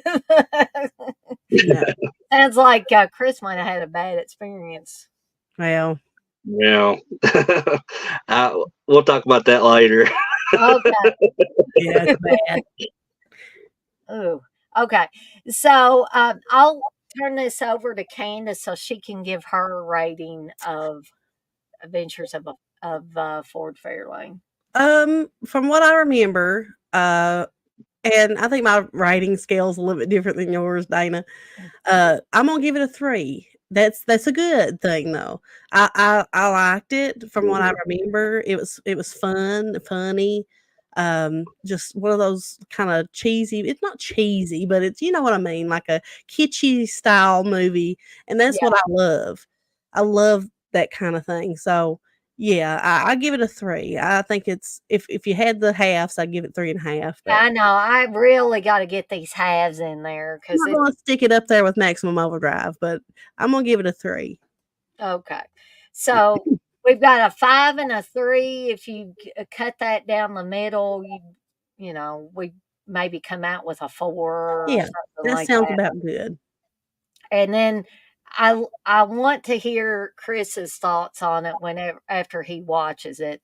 Um, when I have you guys on here again, um, we'll have him talk about. Boy, there's been 10 comments in here while we was talking about that. Let's see what everybody's talking about here. Um, talking about Blizzle says Candace watched Skid Row's Little Wing. Mhm. The video was performed live in the studio. It's incredible. Yeah, I love Skid Row. Kathy says, Blissful, a time I will always remember, a waitress would bring them beer, wet towels, and water. When one of them had to get up, the other broke into solo guitar instrumental jams. That'd have been awesome.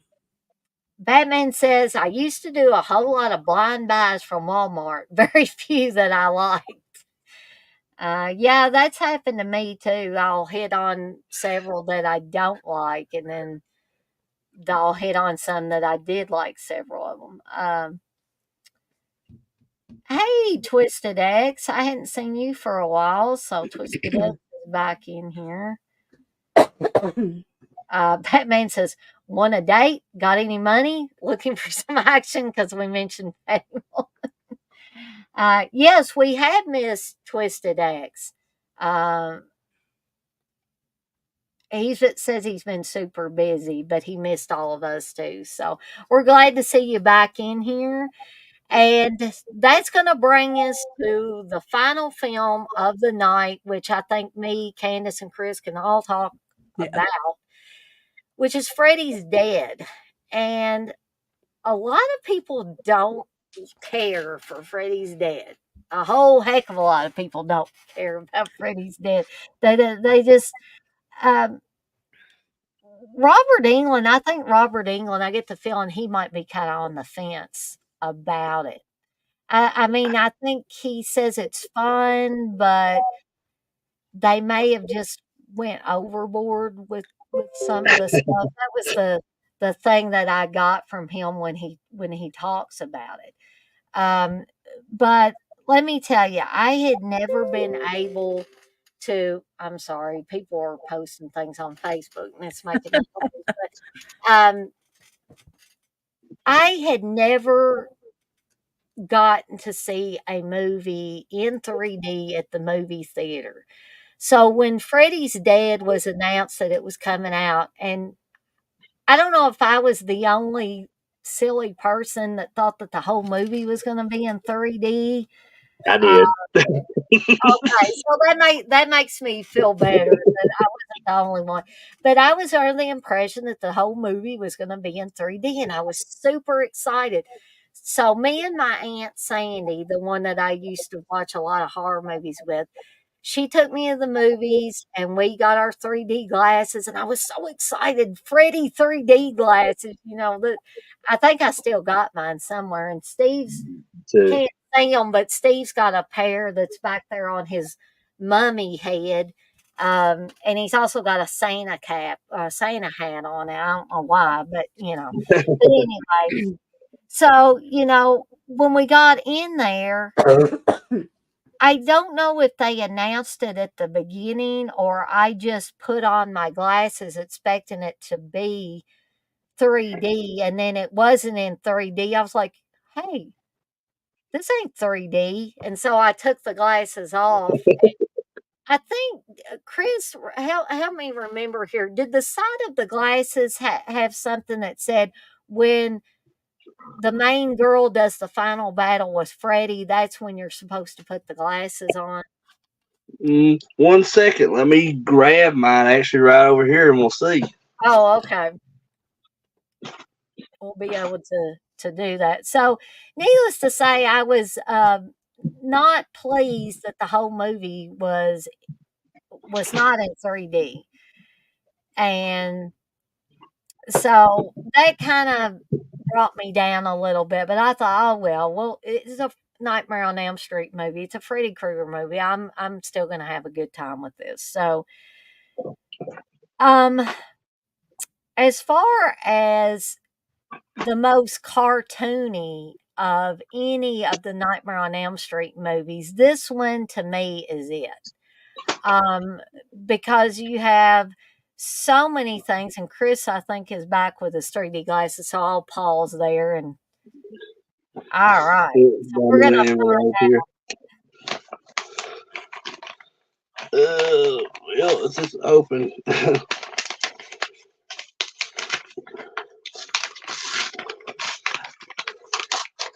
This is a new copy of this box set I had, and it came with. So this envelope in here is still sealed, unlike my old ones. Oh yeah, I've got that set too. But here we go. I got. So it's just your typical 3D glasses, and then the sides just say Nightmare on Elm Street, and. But it seems like they did, like you're right, they did make some other ones that were like red, and I think they said Freddy's dead on the side of them. Yeah, let me go grab Steve's real quick. He won't care. But yeah, like those are the ones that I have, and they come with oh shoot, this box set right here of all the Nightmare on Elm Street movies. Now, I believe these were the original ones that you got at the movie theater. And so there's an advertisement coming this fall, Suburban Commando with Hulk Hogan, Christopher Lloyd, and Shelley Duvall, and House Party 2. And there's also, I'd forgotten about this, there's a dial 1-900-860-4FRED where you could call and have Freddy talk to you, and it was $1.95. Yes, I remember that. It was $1.95 for the first minute, $1.45 each additional minute. I wonder how many kids ran up their parents' phone bill with that. I always wanted to do that, but I was always, because they had a bunch of those like hotlines you could call back in the day, and like they had like a wrestling one. I always wanted to call those, but I was so afraid to because I didn't want because I knew if I asked my mom and dad, they would be like, "No, you can't do that," and if I did it behind their back, then I'd be in a lot of trouble. So. Yeah, I think that's probably why I never did anything like that. But we do have something in the center here that says, warning, put these on only when Maggie does and experience the film's battle and Freddy vision. Yeah, because she puts them on too. Right. Yeah, and it kind of goes glittery around them when she puts them on and stuff. But Candace and Chris, do you feel like this is the most cartoony of all the Nightmare on Elm Streets? Yeah, and the scene where it is the one with the scene with the parachute, right? Where the I think so. That's again. But that was always like Wile E. Coyote, and whenever it was falling, when Freddy's driving the bus, like the big Greyhound bus, and Freddy's down at the bottom because he's cut the straps to his the kid's parachute, and he's down on the road pushing this big old bed of spikes or nails or whatever it is. And there's a second there after he's pushed it, he kind of leans back on it and looks at the camera and kind of goes like Wile E. Coyote. So I stuff like that is so endearing to me. I love that kind of thing. It's me too. I'm real goofy into that kind of stuff. But like this definitely, I can see you not liking it. Yeah, I love it though. Like, I will say that I like it a lot better than I like Nightmare on Elm Street Part 5. Because that's to me is with the remake to the side, Nightmare 5 to me is the worst one in my opinion. But I know a lot of people won't agree with that. But I love Freddy's Dead. I love like the it's got a lot of just comical, cartoony stuff in it. Like there's a lot of references to pop culture in it. Oh my God. The Power Gloves thing with the Nintendo. Yeah. Now I'm playing with power, and he's great graphics. Oh, I love that scene when whenever what's his name, the kid that like like stoner kid, and he goes into the TV. Indigada Davida by Iron Butterfly comes on. Is his name Spencer in the Yeah, movie? Spence, His because he name is Spencer in the movie, but that guy actually went on to be a really successful actor. yeah. And he was like, I think he was in that movie Rat Race, which has got like everybody in it. Is his name like Meyer um, or something Meyer? Is it Brecken? Is it Breckenmeyer. Yeah. Breckenmeyer, that's it. No, And let me am I wrong? Was he in Clueless? Is I the think guy so. that's Oh, yeah, yeah, I think so. He did this show on TNT. It was like a buddy cop show. It's called Franklin and Bash or something like that. Or they might not have been cops. They might be like lawyers or something. But he was on there with Mark Paul Gosselaar, who played Zach Morris on Saved by the Bell, and that was a pretty good show actually, from what I've seen of it. Yeah, I've always liked Breckenmeyer, and like I had forgotten that he was in this, and then I watched Clueless, and then I went back and watched this sometime later. I was like, "Hey, that's the same guy," and he's pretty much playing the same type of character. Yeah. He's a stoner character in this. Um, He's a stoner character in Clueless as well. Yeah. Clueless is another one I'd like to do a watch along I went for. to the movies and watched Clueless. I Yeah. didn't I do mean, that, but I did watch it and have loved it ever since I watched it. that's one of those movies where if you know me, that's something I wouldn't typically like. But I actually do like Clueless, and I'm a big fan of Paul Rudd too, and I think that was like maybe one of his earlier movies that he did, Mhm. um, and he looks the same as he did then now. I love Paul Rudd. Now, I do talk too. about good looking. Paul Rudd is good looking. I mean, I ain't even gonna lie about that. He is. So we got Ben in here now. Hey Ben. And so people were giving quotes from the movie. Batman says, "I'm going to get you, my pretty, and your little soul too." I was I love reminded Yeah, that. of I I love love that. that. Who wouldn't love something like that? I mean, And if you're a fan of like old cartoons and Three Stooges and all that yeah, kind of classic stuff, comedy like I mean, that, man. this is what Great. people like us like. So Yeah, I mean, because like I thought it that, was fun. that whole reference there that he made, about that, it's Wizard of Oz. Like that Wizard of Oz is like, I know it's old. And especially for like a newer generation, it's probably maybe tough for them to kind of get into that. But when I was a kid, I mean, because that movie came out like 50 or 60 years before I was born. Mhm. But at the time, as I growing up in the early '90s, that's when they were kind of like bringing life back to Wizard Yeah, of Oz and they to newer generations. They did. were playing on TV all the time, and Mhm. they had like all kinds Had of merchandise coming out at that merchandise. time. Yeah. And that's what really got me interested. And I love Wizard of Oz, and I love when um, there's a lot of references to it in films, and like that album by Pink Floyd, Dark Side of the Moon. Yeah. So there's this whole thing where you can like play Mhm. Dark Side of the Moon along with Wizard of Oz, and it like matches up. And Mhm. to me, it's extremely interesting that someone's mind worked to where it's like, let's put these two things together and see how they pair up. Mhm. And it's awesome. And Pink Floyd's another band that I like really Me well. too. Me and my brother love them. Yeah. Very creative though. Chris don't like them. Yeah, Oh, I'm not a fan really of them, but that don't matter. Yeah, you like who you like. well, I think another thing that makes Freddy's Dead fun for me is it's another one where you get to see Robert Englund out of makeup. Yeah. You're Yeah, not just seeing him as Freddy all the time.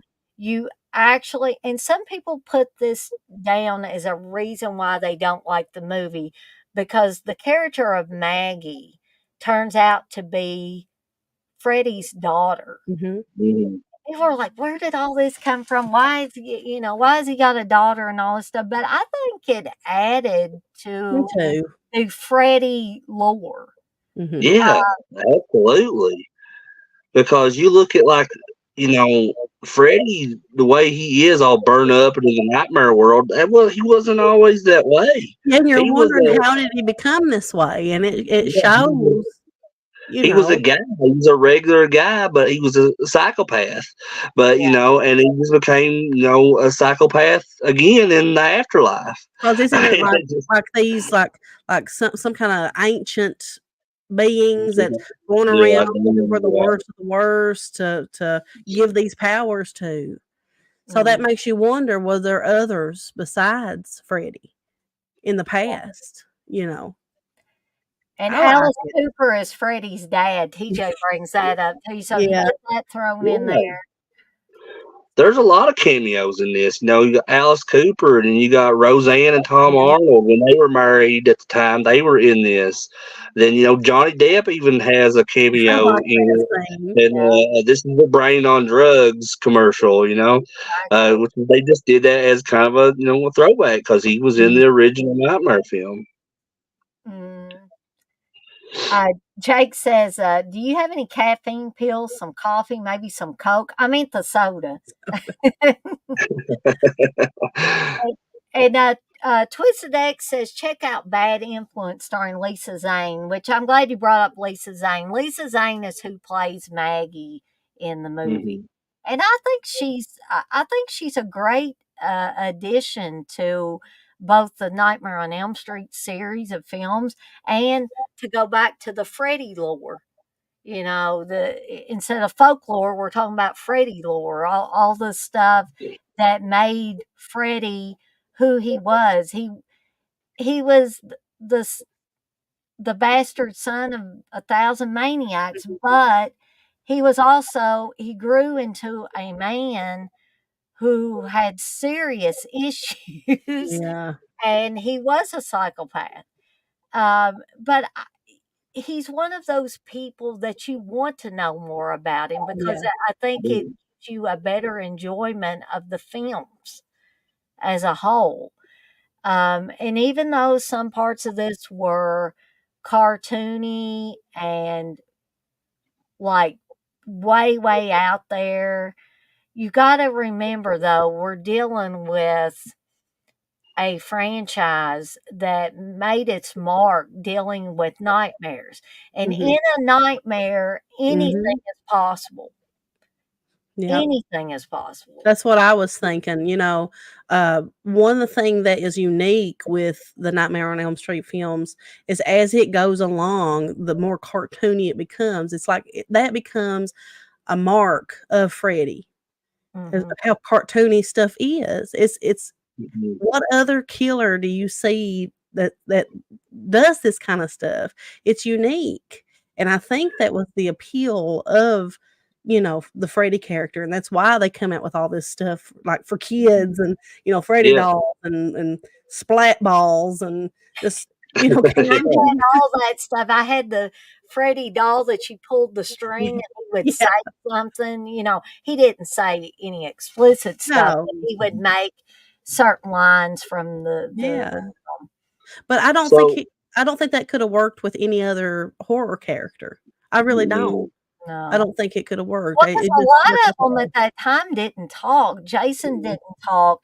Leatherface didn't talk. He maybe my or something like that, but he didn't talk. Uh, Freddie was the first one that actually uh, would converse with you before he killed you. Um, Even in the dark times in the first Yeah, Nightmare on Elm Street, when he wasn't, you know, cracking jokes, Freddie, before he killed you, he still made conversation with you. yeah, And yeah. I don't know if that's a good thing or a bad thing, but it was fun to watch. It was fun to watch the Freddy character evolve. yeah, And I think the ultimate credit for a lot of that has to go to Robert Englund.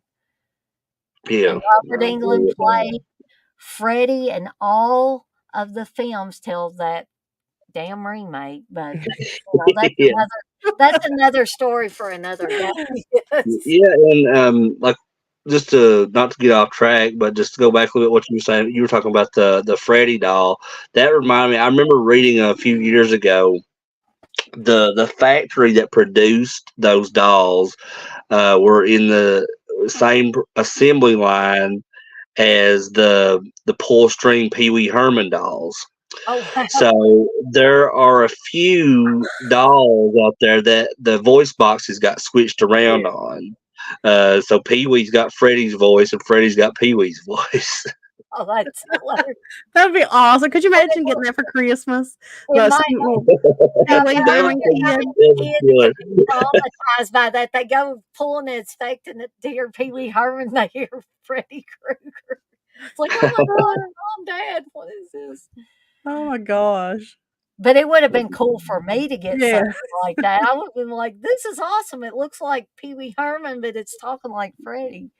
And like Candace said earlier about the as the Nightmare on Elm Street films went along, they kind of stuff they started bringing humor into them more and more as they went, and I thought that there for a while, like Freddy's Dead was going to be the last one to kind of throw that little humor in there, um, but because when after that New Nightmare came out. And it was kind of a more really dark and serious tone film, where it was just discussing, the reality of Freddy actually being a real entity. But then when they went and did Freddy versus Jason, they brought a lot of that humor back. And I think that's one of the more charming things about the Nightmare on Elm Street films, in my opinion, is the humor that it brings to kind of like relax the viewer of like, this has got comedy in it. It's meant not to be real. It's obviously, but you can at that same time you're suspending that disbelief. You know what I mean? Right, exactly. I wanted to bring up that Hope's in here because I love Hope. They are always coming up with, you know, uh, interesting takes on stuff. So I'm going to read this. So Hope says Freddy's Dead, The Final Nightmare is better than the original Nightmare on Elm Street, in my personal opinion. Now, Wow, that's a that very strong opinion. everybody is entitled to their own opinion. I don't share that opinion, but it's okay that Hope has that That's opinion on it because that's absolutely right. Like there's a lot of films out there that I like that necessarily I don't think many others would like. Yeah. Um, you know, I think Mac and have you ever seen the film Mac and Me? oh yeah, oh yeah. Like it's like by standards of if you're being unbiased, it's not a good film. It's not it's not very No. good. But for me, I loved it. I loved it as a kid. I love I and like love nostalgia for it.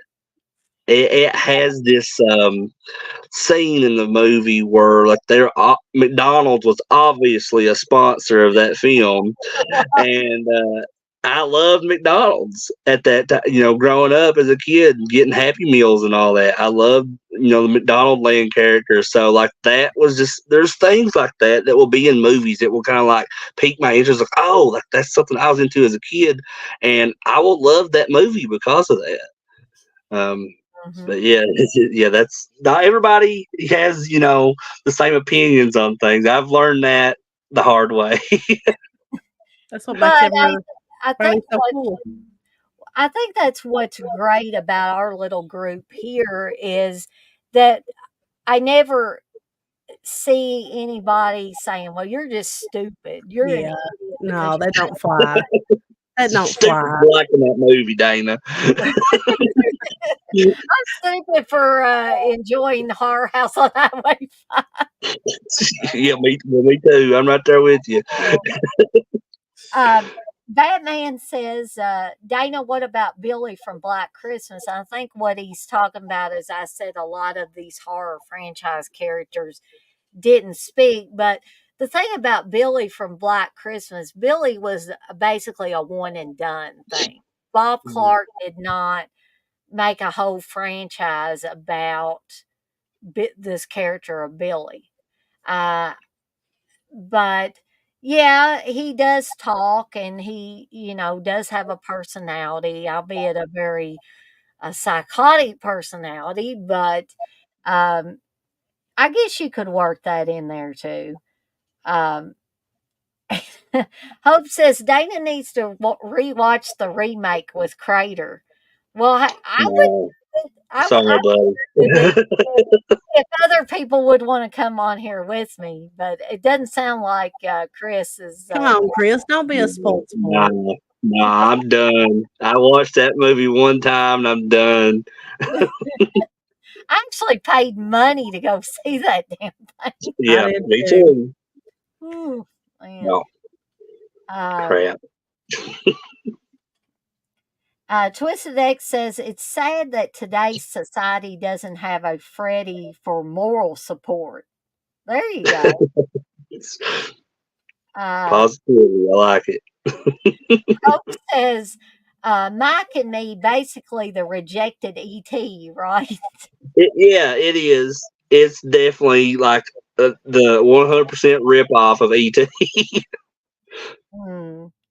TJ, you are right. There's two unofficial Black Christmas sequels. Hi, it's me, Billy 1 and 2. Mm. And I'm not sure who this person is. They're new, but they say Robert Englund was such a sleazebag in Ford Fairlane, LOL. Well, yeah, he was, but he was an entertaining sleazebag. He was a cute sleaze bag, huh, Dana? Yeah. I agree. I agree. I agree with you though, Dana. It sounds like I'm gonna need to watch this movie. I need to watch this because it sounds like there's a few sleaze bags in it. You got Wayne Newton and Wayne Newton's really sleazy. Andrew Dice Clay is kind of a sleaze bag too, a little bit. You know. Wow. Yeah. This whole movie's full of sleaze bags. Yeah. But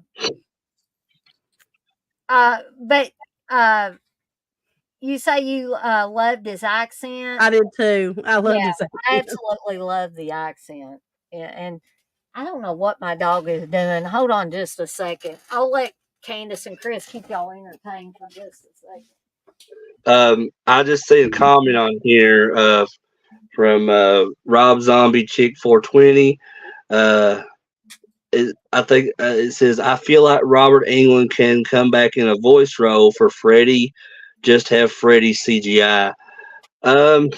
I don't know. That would be cool if they did have him in a voice role in some capacity, but I'm against CGI so much. It's I'm a practical effects guy through and through, and I wouldn't like that. Yeah, this looked great though. I mean, it's not bad in all sense. I don't think. I don't know if how I feel about a CG Freddy. What about like a video game or something like that? Mm-hmm. Like maybe an animated Freddy. That would be cool. Yeah, that would be cool. That would be real cool, I think. There's this game that Noah plays, and I really love the animation in it. It's a game called Cuphead, and the animation in it kind of reminds you of the style of cartoons back when like Betty Boop was a thing, and those style of cartoons. And I think it would be really cool to see like a horror franchise character like Freddy or Jason or something to be kind of put in an animated film like that with that kind of style of animation. That's really why I like collecting these one figures I got. They're called Toonie Terrors. They're all these different. I've got close to the entire collection of they've released. Like Scooby Doo looking figures. Yeah, they look like Scooby Doo characters. That's a good, description of them. I love them. They're all hanging up on my wall on here right now. I'll show them to you. Do you have the ash one, Chris? Because that's the one I have. They have two different ones they released of him. It's the regular one, and there's the one where he's blood splattered. And the blood splattered one is the one I have, but I need to get the regular one too. I'm wondering if mine. I've got mine back here. See if I've got the blood spatter going. Actually, I'm gonna get a few of mine real quick. Since this was just within easy reach. No, mine's not blood spattered, so I've got the regular version here. But he's got the chainsaw and the guns in there. And NECA puts these out. So Yeah, I love those yeah. figures. So you got the red. That's the one I don't have. yeah. I actually just got the one of the newer sets that just came in the mail the other day, and I can show them. I haven't put them on the wall yet, but it's got Megan is one of them. Let's see here.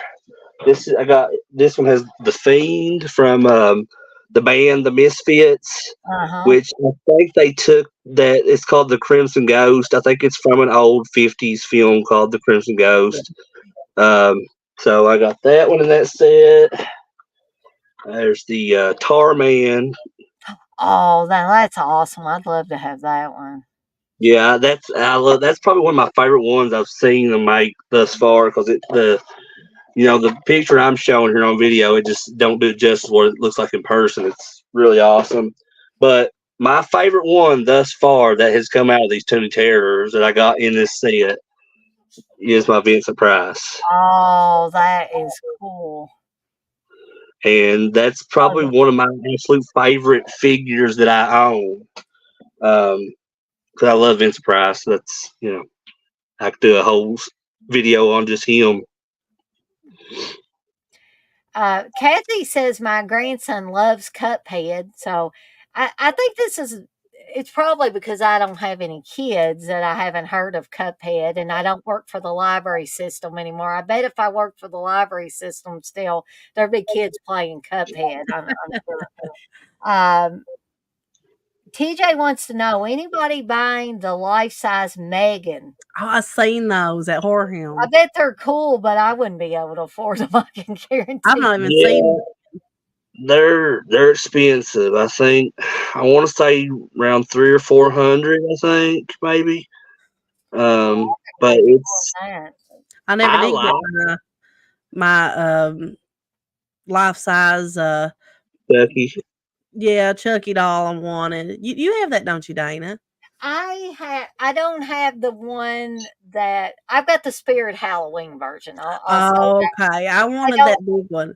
Yeah.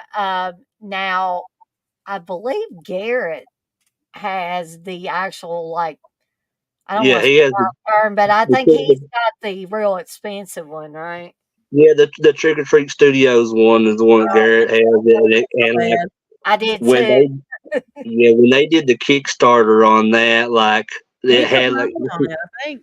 it was just the doll at first, but then as the goals got higher, as they were reaching goals, like they would add more stuff with the doll, like the voodoo doll and the knife, and then the last goal that they reached was the actual good guys doll box that the doll would come in, and I think you could only get that originally with the Kickstarter, and then when they came out with the rest of them, it was just like just a regular doll with all of its stuff.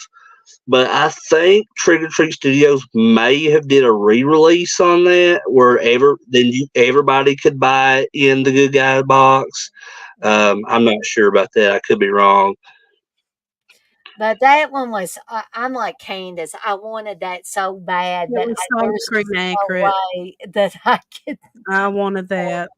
I think that is on top of my list of what I want. Horror related, So I clicked It's dolls cool. anyway. It's really cool. I've seen them in Jealous of person. Barrett because he's got one. Chris, didn't he have two at one time? I don't know if they were both. I'm not sure, but I'm I have a lot of stuff in my collection, myself, but I really am envious of some of the stuff that Garrett has. Me too. He has a really cool setup in his where he does his streams too. So, yeah, shout out to Garrett. Yeah, I'm jealous of you, Garrett. I'm envious, but you still got a a fantastic collection. There's no doubt about that. Um, Twisted X says Vampire Hunter D was a cool animated film. My brother introduced me to that kind of stuff. I mean, I hope that don't sound weird, but I can't remember if it was Vampire Hunter D or one of those other anime type things that, and maybe Chris can help me out with this. My brother Well, told me, he I told me love anime, two and words. He said naughty tentacles. So does Vampire Hunter D have naughty tentacles, or is that no, I don't recall any kind of tentacles. That sounds like some some anime porn or something. yeah, it was anime porn, but I can't.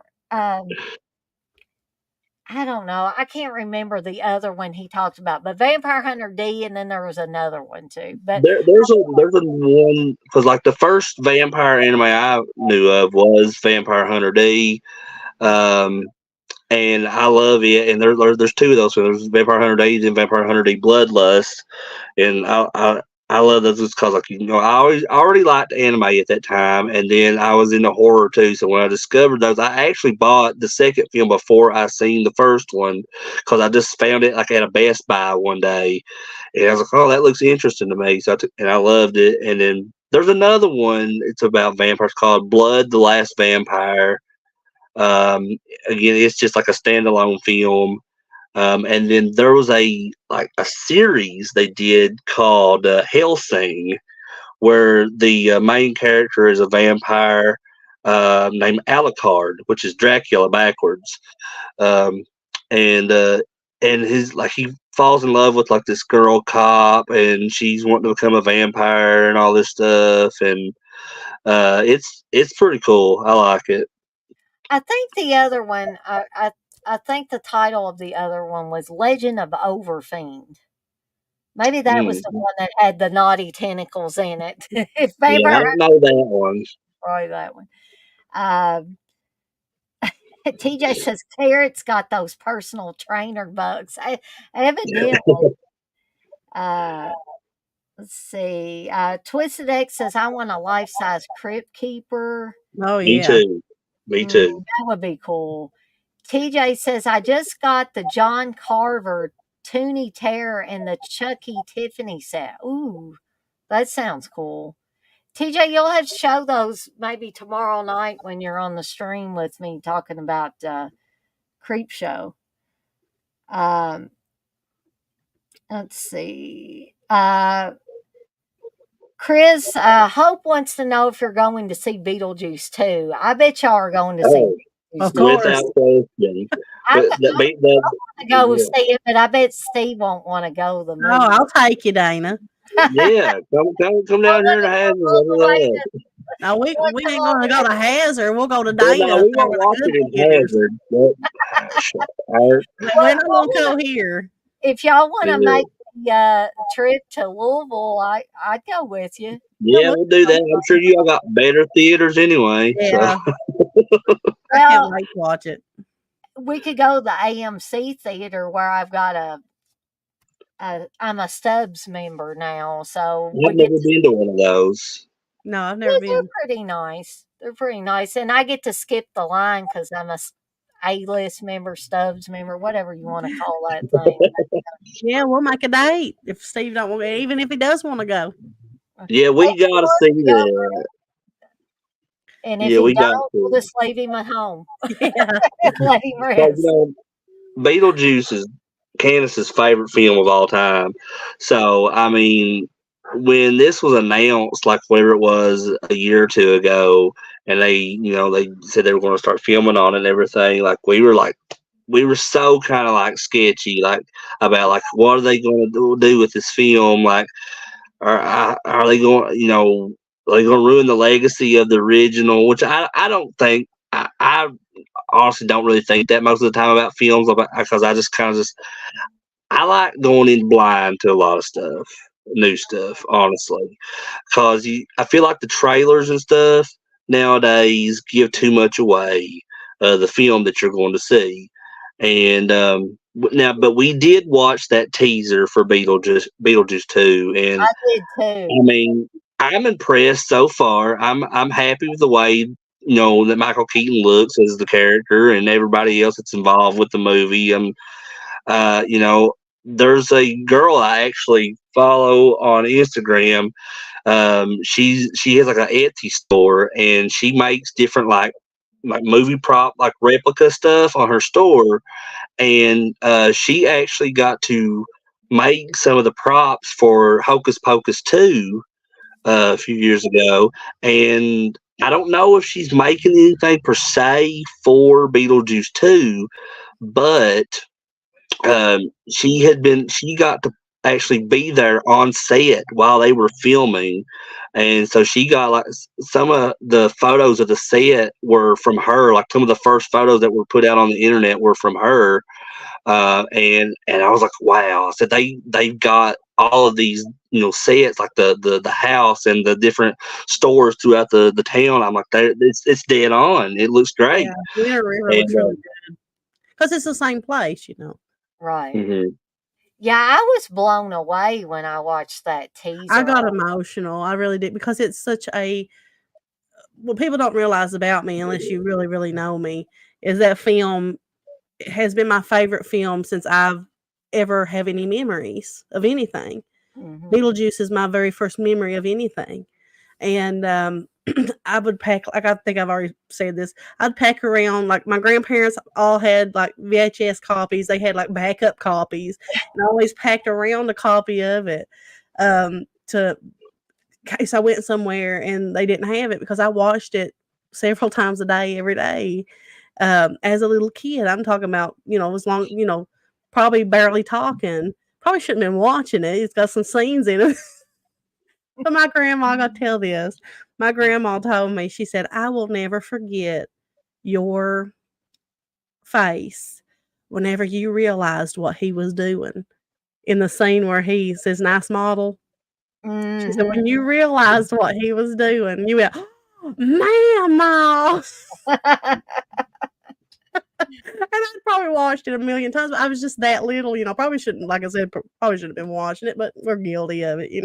Well, I think it's all in good fun. There's a scene in the original Beetlejuice where Michael Keaton as Beetlejuice, like, grabs, how you do, do, do, they do That's it. what I had seen, and that's what I had noticed. Yeah. And, but they make it kind of cartoony a little bit. Yeah, And I think that's what makes it easier yeah. to take in. Uh, It's not but really I mean, it's dirty, but it ain't dirty, you know what I exactly. mean? Yeah, you got Michael Keaton on there doing that stuff. Right, my favorite actor of all time. I love Michael Keaton too.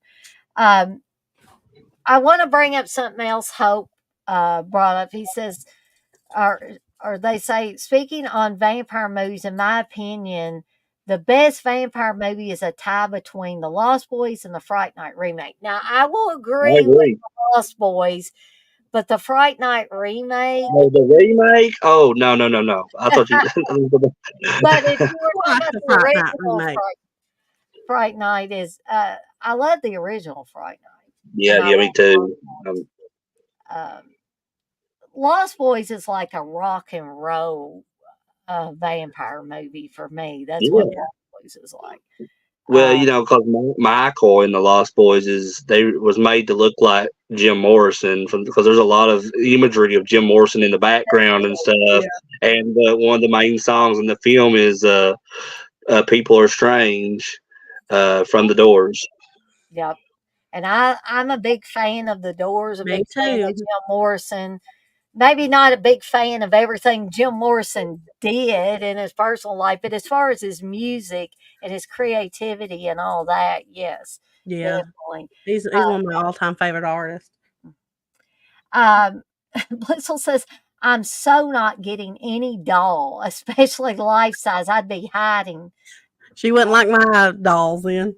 I got Mm. the creepy old ones from, like, the 20s, and I'm sorry, you guys. One of my little girls. Chris don't like my dolls. My son don't like my dolls. They're a bit too creepy for me, and I mean, They're got beautiful. a room full of horror movie stuff, and like it's pretty bad when you. They're I terrified of tell you my that. dolls, Nina. I don't understand it. I mean, they say they're haunted. They could be. You don't know. No, because I don't feel anything in them. I could feel it remember that doll that I wanted, that Chatty Cathy that I was wanting for so long, that like rare one, and I found one at a Goodwill, and as soon as I picked it up, I could feel energy on it. I threw it down. I said no, and that was something I wanted. as much See, as you. that Yeah. stuff scares me to death. I don't Yeah. like it, Oh, especially I after our feel visit stuff to before I bring it home. Well, Myrtle's plantation down in Louisiana. I've told I Dana ain't the dealing with that story. shit again. yeah, I'll tell you though, I used to didn't mind Raggedy Ann dolls until Uh-uh. I started watching Yeah, about that the war, Candace is terrified. and they Yep. had that dang Raggedy Ann doll. I'm like, no, no, Nope. no, Nope. I not don't do having Raggedy that. Ann anymore. Have And you I ever had the looked at? childhood one. I did too. When I was a kid, I had one, but I wouldn't have one. No, No, not in the house. it After I scares saw me. one, that and they have like it's just like Quint says in Jaws about the shark's eyes, and likens them to doll's eyes. That's exactly Raggedy Ann dolls. They're Dark black. lifeless, completely Yeah. lifeless. Yeah. Um, Kathy says, "Blissful, I love my booga booga bear, but no dolls allowed. Nope."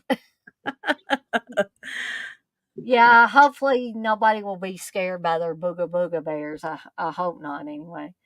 Uh, and Hope says if this movie does good, we're getting a Beetlejuice franchise.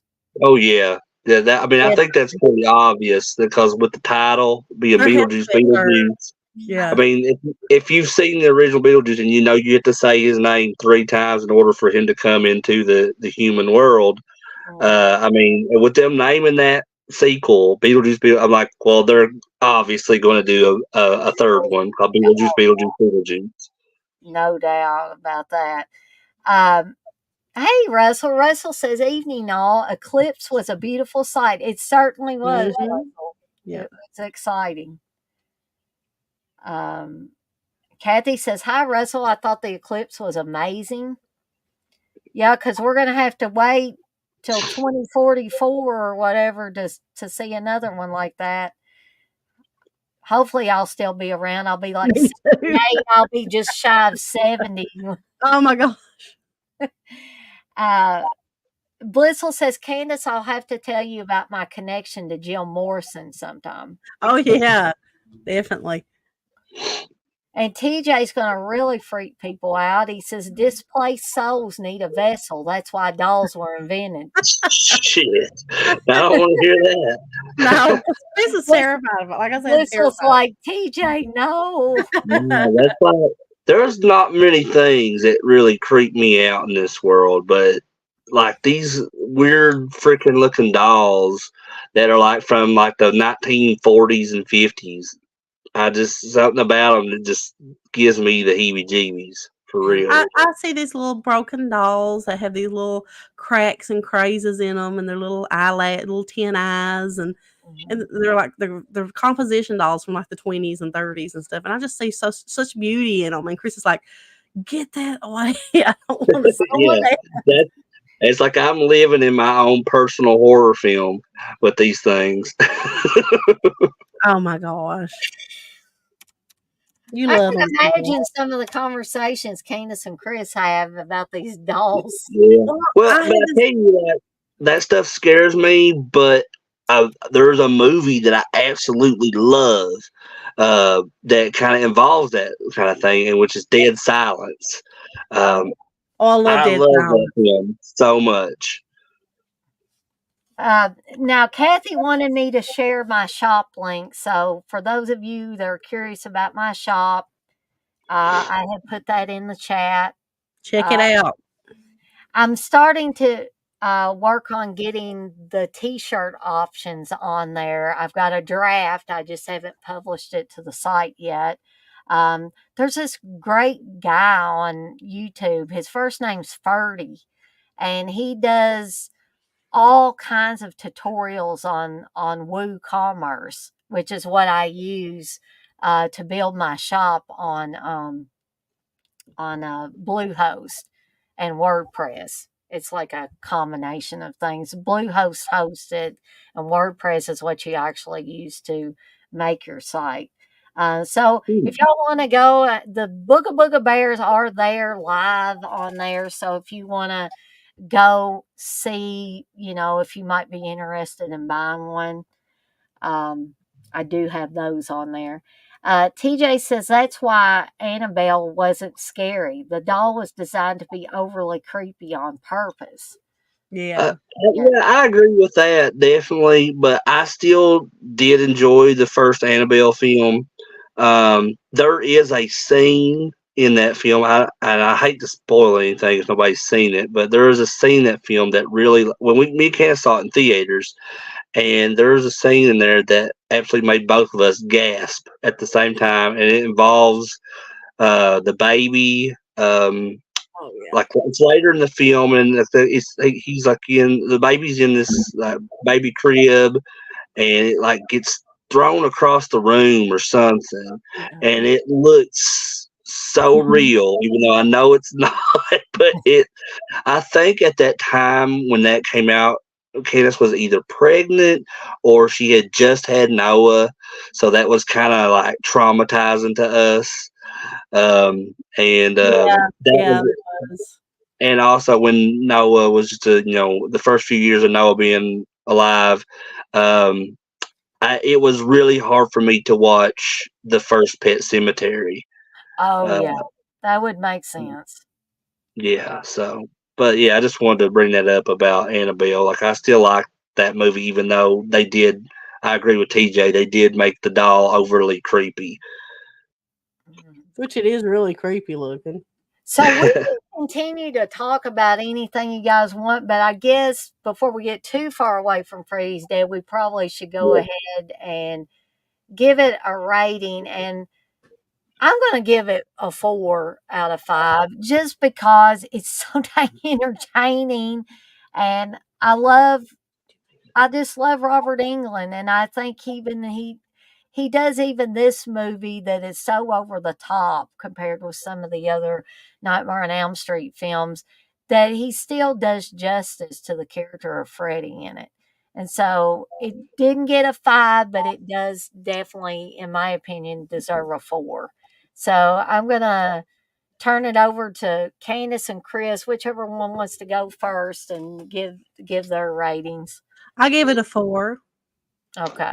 We'll leave the 4 up there. Anything you'd wanna add about the movie itself, Candace? I just love it. I think it's super fun, and I love the overtly cartoony kind of aspect to it. I mean, that's just what I find the charm in it. Yeah. Because that's me. That's what I like. I like this, cheesier the better, in a good way. I know there can be cheesy in a bad way too, but Yeah. this is a good way. I love all the people that's in it. Alice Cooper. I love that Johnny Depp makes a little bitty appearance in it. I love the scene where I guess Spence is his name. He goes into the TV and Indigata DeVita's playing, and it takes him in there. And Freddy, he's got that Nintendo stuff, and Power it's Glove. great graphics. Yeah. I think it's I just think it's hilarious, and I find myself smiling and laughing a lot through that. And I know it's a horror film, but that is the charm to me that appealed me to Freddy. Mhm. So, because Freddy Krueger, as a little kid, I was so terrified of Freddy. I would watch Jason and be terrified, but I'd watch him. I would watch Michael Myers and be terrified, but I'd still watch him. But I refused to watch Freddy because he was so scary to me. This is, like early 90s, 90, 91, something like that. And I couldn't do it. New Nightmare finally come out, and that was the first Freddy film that I ever watched with my eyes open. And even though that one was scary, um, they said, well, you could. My aunt told me, she said, if you've watched that, you can watch the other ones. They're funny. And I didn't want to believe her, but I'd already watched that. I felt like I had grown up enough to watch it. So whenever I started watching the other ones, I was like, wow, he is funny, And I think, it really opened my eyes to, this is what I like. I like this, old cartoony, Three Stooge type, and I think that's what makes the appeal of the Evil Dead series so endearing to me is Mhm. that style, is that comedy, that the comedic relief because to me, I'm a little bit different than everybody else. I prefer humor. I'm a humor type person. I know Chris, he's a slasher guy. He likes stuff like that. Me, I like it. When I get scared, it's with like supernatural type stuff. Right. But I really love the comedy when it comes to horror. So I think that's why I like it so much. Yeah. Yeah, I think I lean more towards Chris's style with the slasher movies because I irritate Steve to no end now because I just want to watch. He says, "Why you want to go back and watch all those shitty '80s slasher movies that we've seen a 'Cause they're gazillion?" awesome, Steve. He just doesn't get it. He's like, "I've seen that stuff 1,000 times. I don't want to see that It's stuff anymore." nostalgic, it's stuff we grew up with, It's like comfort food. These are comfort food. Different strokes for different It's folks. slumber parties. It's getting together with your girlfriends or your guy friends and having a sleepover and popping popcorn and going down to the movie warehouse or whatever movie, mom and pop place that you go to and renting some movies and getting scared and staying up all night. That's what these slashers, because a lot of those slasher films are what we watched growing up in that type of situation, Yeah. and it's nostalgia. Mm. So, Yeah. you know, And who don't wanna to be reminisce? fair, to be fair, you know, um, I don't know if I should say this or not. Ah, heck. To be fair, some of those martial arts films that Steve likes are questionable, buddy. I Yeah, like the martial arts films. I I think grew up I watching would those have to too. agree with you too. I mean, I was watching one with him. Like, I pre-ordered that Clones of Bruce Lee set that they're putting out. I think it's supposed to come Yeah, out obviously. June or something. And some of those are just so crazy, but they're entertaining though. I mean, Or to some Well, extent. I love Jackie Chan. Don't get me wrong. I grew up, I would rent like any Jackie Chan movie I could find on VHS when I was a kid. And some of those decisions I regret because even though I like Jackie Chan, he made some very wild films that was hard for me to get into. Mm. Um, but yeah, everybody likes what they like. they do. He probably has some of those because I think he's gotten some of those early Jackie Chan Yeah. movies. I was thinking Jackie Chan was in that Wheels on Meals, and Steve got that one. Mm, I think so. I think he is on that in that one, but I don't think I've ever seen that one. Mhm. Steve actually owns it. It's over there on his shelf. But yeah, I mean, a lot of stuff that Steve likes is pretty questionable, which brings up. Uh, I'm going to go ahead and say this because X Ray, I know X Ray's kidding around here. He says those old movies don't have enough grape in them to satisfy Steve's interest.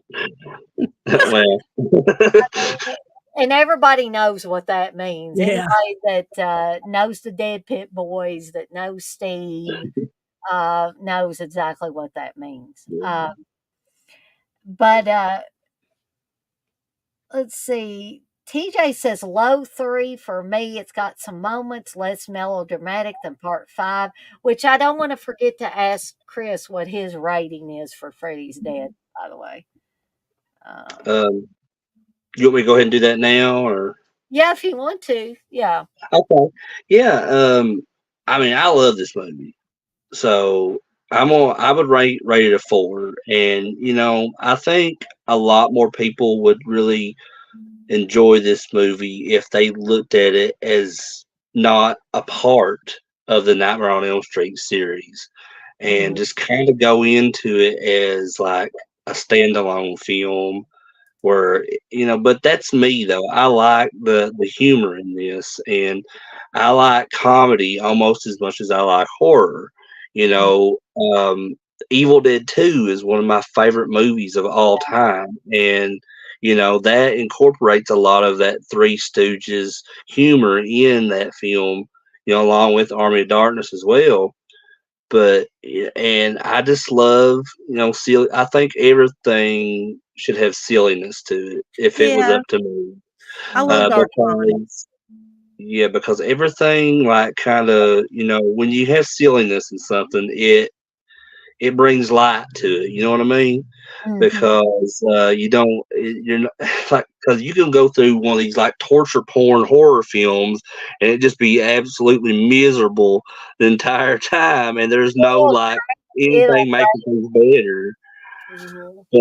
But this one, like this Freddy's Dead though, like with the humor in it, like I said, the pop culture references, it's got some of the some of my like memorable, like funny scenes, like when Carlos is in the car and he's got the map and it keeps getting bigger and bigger and bigger, and it says "you're fucked" on the map, Exactly.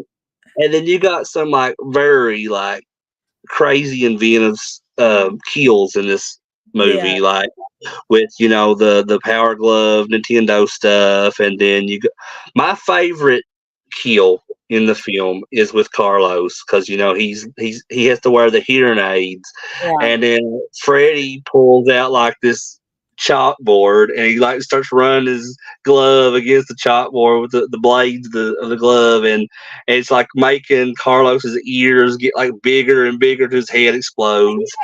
And when he's dropping the needles or whatever, and like he's you can tell Freddie is just gleeful. He's just getting ready to drop those things, and Carlos Yeah, is, yeah, I love it. he's just, And like I said, yeah, so it's a solid 4 for me. Like I said, I love this movie. Like, it's not your typical Nightmare on Elm Street film, even though some of the other Nightmares have humor in it, but this one's kind of yeah, over the top, yeah, cartoony humor. But I love that. Like, me and Candace both love that stuff. Is it a classic? I mean, if you're being unbiased, probably not. But it's definitely a huh, fun movie. yeah. right. I agree. Especially get Alice Cooper in there. I mean, how cool's that get?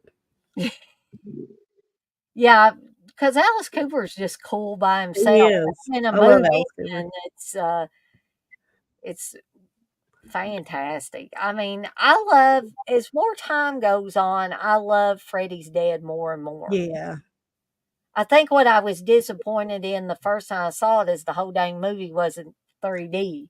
That's that would be disappointing. because I thought finally I'm gonna get to see a whole movie in 3D. Just a little snippet. Yeah, exactly. Um, Thank you, Batman. Batman says this has been a great stream. Thank you. And TJ says what didn't work in Freddy's Dead was they added a lot of abuse to the story. Tracy and Carlos had abusive parents, and Freddy probably abused his wife. I did like Yes. Springwood became Twin Peaks. Yeah, But that's the reality of things though, like because that stuff happens in the real world, and I think to me that leaves like even though the film is mostly like humorous stuff and cartoony, it still does leave like a dark tone to it because these are real things that can happen to people. Yeah, Not the over the top kills with them. I'm talking about like the abuse of yeah. people in their life. It's very real. And I think it adds an extra layer of creepiness. The scene where it Hmm. shows Maggie as a little girl and yeah, her realization of who her father was, and the way he looks at her, and he's like, come to daddy or yeah. whatever. Yeah, It's like, yeah. oh, don't go there. Don't. No, And again, that's a testament to what a fantastic actor Robert Englund is. He can play Wonderful. really nice, sweet guys. Mm-hmm. He can play the most sadistic guys in the world. Yeah. And that is the mark of a great actor. Yeah, and you take the makeup off of him, and he's just as creepy as Freddy with no makeup on. Oh, yeah.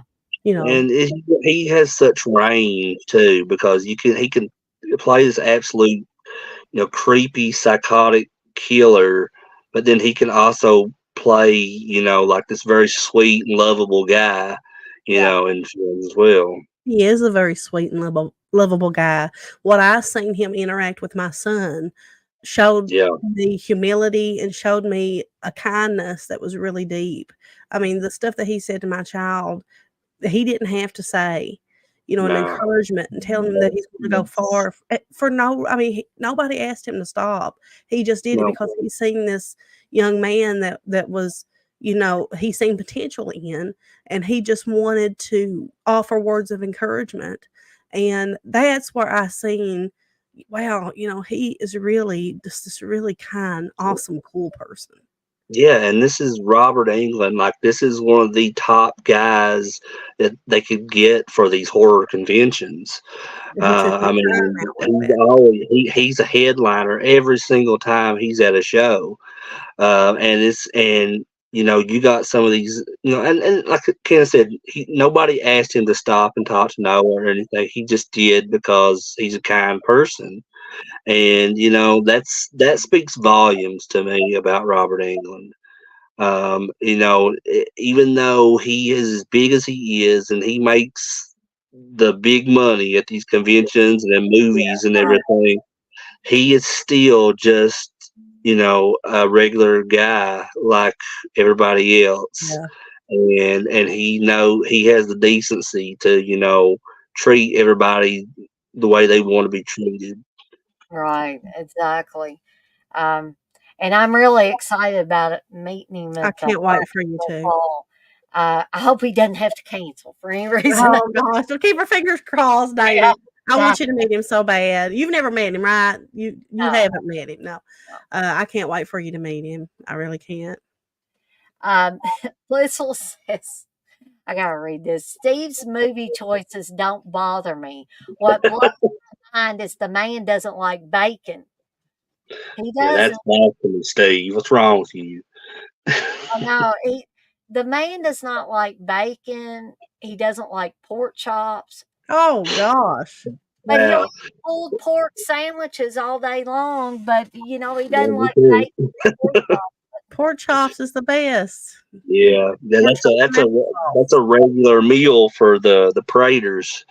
Probably Is shouldn't be. It probably shouldn't be, but it Well, it's is. not exactly healthy for anybody, but it. What is it that John Travolta says in Pulp Fiction? He's talking to Samuel L. the cheeseburger royale, or is that, Well, or they're talking what's it about called? the pig being a filthy animal, and Oh, okay, okay, that. Dr. Roach like, "But pork chops taste good, bacon tastes good," because Samuel L. Jackson said, "Well, would you agree that a pig is a filthy animal?" And they had that whole conversation back and I forth. actually forgot that part. I need to go back and watch that one. Now I love bacon and I like BLTs, but I do not like bacons on burgers. I like bacon on burgers. I like bacon cheeseburgers, actually, No, I don't. but that's okay. Yeah, me too, Dana. Me too. That's the way I prefer it.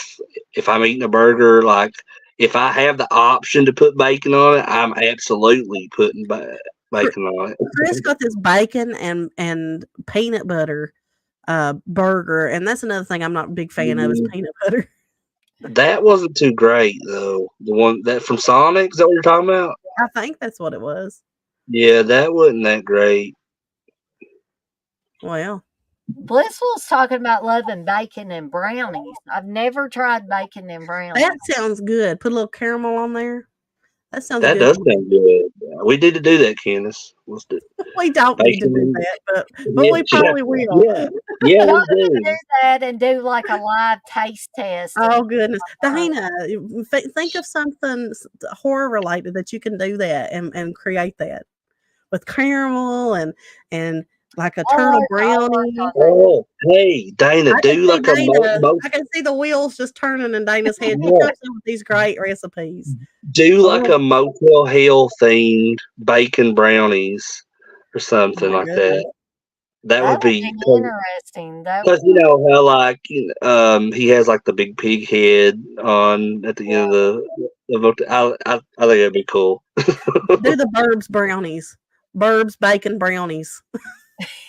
that's a good idea too. These are all great ideas. Um, but I'll volley stuff around in my head and see what I come up with. Victor says peanut butter pork chops are amazing for real. He says. Yeah, that does sound good That to sounds like me. something Chris would like for sure. I like peanut butter. I'm a big fan of peanut butter. Um, but I could probably stay on here till about 10:45. It's 10:36 now. Time's got If Can- away. Yeah, I know. Candace and Chris, if y'all want to stay on here with Yeah. me till then, Yeah, absolutely. talk back and forth. Um, I'm gonna, I've missed 2 days of work because I've been sick. I'm gonna try to, actually work tomorrow. Crunchy or smooth, TJ? I like either. Yeah. Sometimes I get cravings for crunchy I though. like crunchy too. Yeah. I might as well should have taken the day off today because my systems at work was out half the day Oh my god! and I couldn't. And it wasn't like everybody. It wasn't site wide. It was just me for some reason. And I was like, okay, am I still getting paid? They're like, yeah. I was like, okay, we're good. Yeah, I'll let you pay me for doing whatever until you get this stuff fixed. That would be the main thing I would ask too. Oh, So he don't get paid for it. If his stuff is off, he don't get paid for it. They take it out of his time. No, they did for this today though because she coded it. Well, good. Yeah, she coded it, so I'll get paid for that time. Good. But I was thinking earlier when we was talking about like dark comedies and stuff like that, like what is my favorite dark comedy, that's like pre-80s. mhm. And I don't know, what's your guys' favorite dark comedy pre-80s? I know what mine is 100%. What? Clue. Clue? Yeah. When was Clue made? Oh, what did you say? What did you say? Pre-80s? Pre-80s. Oh, well, I'd have to think about that. Trying to think. Arsenic and Old Lace is mine. Well, I don't know if you consider this a dark comedy, but my favorite like Universal monster film. Well, it's not really in like the same like category of just the regular Universal monster films, but they're included in this, which is Abbott Costello Meet Frankenstein. Yeah, Yeah. yeah. I would probably have to lean more towards something like that. If we're talking about pre-80s stuff. Have you seen Mhm. Arsenic and Old Lace, Dana? I don't believe I have. I probably should watch So that. it's Cary Grant, and it's just one of my favorites. Chris has seen it, and he loves it too. Yeah, it's great. It's hilarious. I mean, it really is. And I'm a huge Cary Grant fan. So this is just right up my alley. I remember the first time I watched it, I was like, "This is the greatest thing ever made." I'm You a know, I'm a classic fan. I like the classic Yeah. horrors and all that good stuff. That's what I was going to say. Is like Candace is really deep into the not just classic horror, but just Right. classic films in general. And It's my love. Yeah. she's helped me like learn a lot about that era of films because for a long time I watched like stuff from that era, but just here and there. But she's kind of like opened me up to a lot of stuff. I knew who Jimmy Stewart was growing up and stuff. I knew him from It's a Wonderful Life, and it's my favorite Alfred Hitchcock film, Rear Window, and he was in other stuff too. And my dad was a big Western fan. I know he was, but I didn't really like dive deep into like stuff that he was doing until I got with Candace, and now I freaking love Jimmy Stewart. I love James Stewart. He's just a brilliant Oh, actor. yeah. Yeah, Brilliant. I agree. And one of my big regrets in life is that I did not ever watch It's a Wonderful Life until a few years ago. Really. And I'm like, this is an incredible film. What in the heck was I thinking? I Oh, did not ever watch this.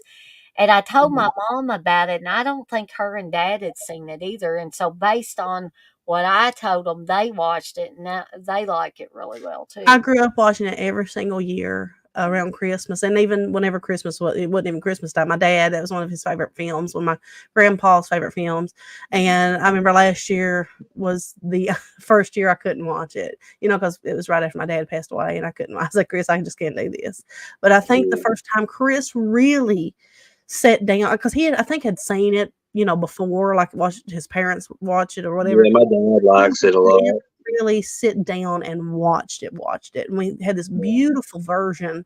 It was on one of the streaming sites, but it was so beautifully Oh uh, yeah, edited and stuff, and Chris was just like, wow, I don't know why I've never just sat down and watched this like all the way through, because this is a beautiful film.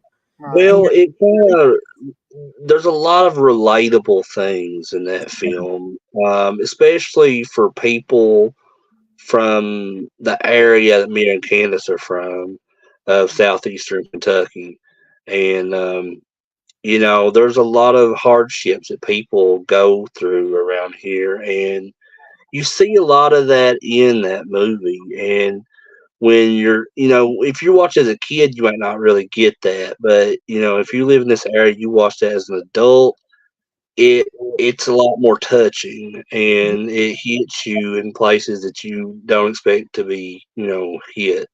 And I will admit that when I watched it as I was older with Candace, I got pretty emotional Mhm. over it and stuff, because like, I think at that time, thank God it's not like that anymore. But me at that time, me and Candace, I think we're going through a rough patch of just financial stuff, stuff I don't really want to get into. But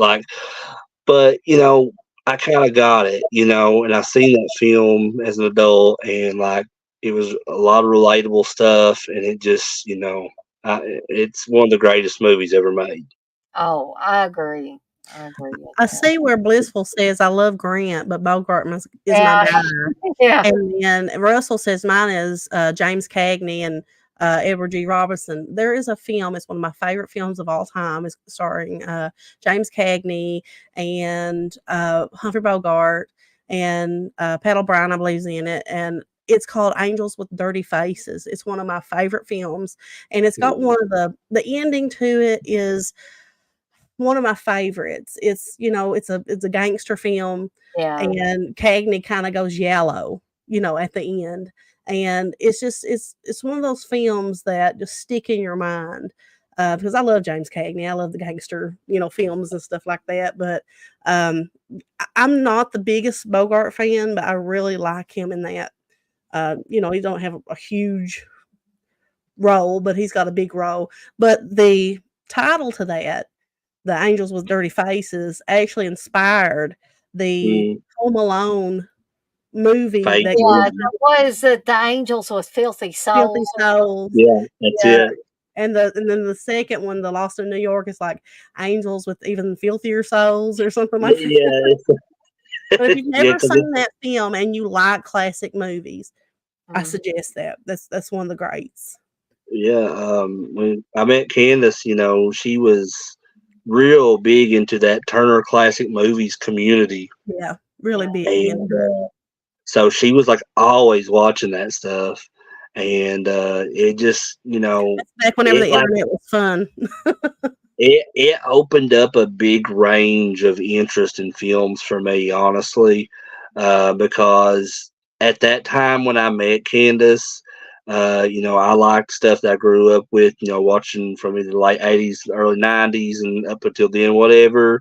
And my main focus of interest was like, 80s movies, especially 80s horror movies. So I spent a lot of my time, watching stuff like that. Um, and I would always see this stuff like, the old classics that you would see on Turner Classic Movies. I would see it like advertisements or on TV or whatever, previews at the beginning of VHS tapes. But I'm like, I don't think that really appeals to me. I don't think I would really care about seeing those films. But I'm glad that I didn't continue feeling that way after Candace did have me sit down and watch some of these. I tell you, one of the greatest films ever is The Sound of Music. And Yeah. I never thought in a million years that that would be words coming out of my mouth. Um, but that movie is amazing. Yeah. Mhm. Yeah. Well, I think we've talked and talked and talked, Dana. That's okay. I've had an excellent time on here talking not only about Robert Englund movies, but we've talked about classic films, and we've talked about Michael Keaton and Beetlejuice, and we just talked about everything, which is what I want from the channel, is to have a wide range of different things. And a lot of times we talk about horror, but I want to expand it, and maybe people that come in here to hear us talk about other things but horror. So they're probably pleasantly surprised when we throw in some of these other Yeah, movies. because we have such a range, all of us do. Mhm. Have such a range of love of different things that it's easy to find common ground with other people, Mhm. And we have had quite a few people in here, quite a few people for me. I like to kid the Dead Pit guys that I'm not to y'all's level yet, but we've had 11 to 15 people in here most of the time. Good. So for me, that's good numbers. Yeah. And I want to, thank Candace and Chris for coming on here with me tonight. Uh, Mhm. to talk about these movies. You guys have, it's an open door. Y'all can say, hey, Dana, I want to come on anytime you want to, and I will have you on. Um, Thankfully, I don't have to wonder about Candace and Chris because I've met them in person. I know what kind of people they are. And I'm not saying this to be offensive to anybody I haven't met, but I know that they're on the level. I know they're not gonna come in here and just go crazy on me in here. So, But you never know, Dana. I might. you might. Oh, I Dana think was just talked. Candace would probably reel you in if that happened. Yeah, I'd be in I trouble. disown him. I There I ain't don't no know. I don't know question him. That guy's not my husband. Sometimes that's what I wanna say about Steve. I don't know where this person come from. I'm sure he wants to say that about me too sometimes. Hey, we all do. Um, but I also want to thank everybody that joined us in the chat. There's been a lot of great conversation Yeah. on, not only the Robert Englund stuff, but on other things. And you know that when I meet Robert Englund, I'm going to have to tell him about this retrospective that I did. Oh, And you got to, Dana. You Yeah, got to. I told her that. I said, "Do it." I said, "He's so nice. He'll listen to it." I believe Yeah, he would love that. I he know he would. would.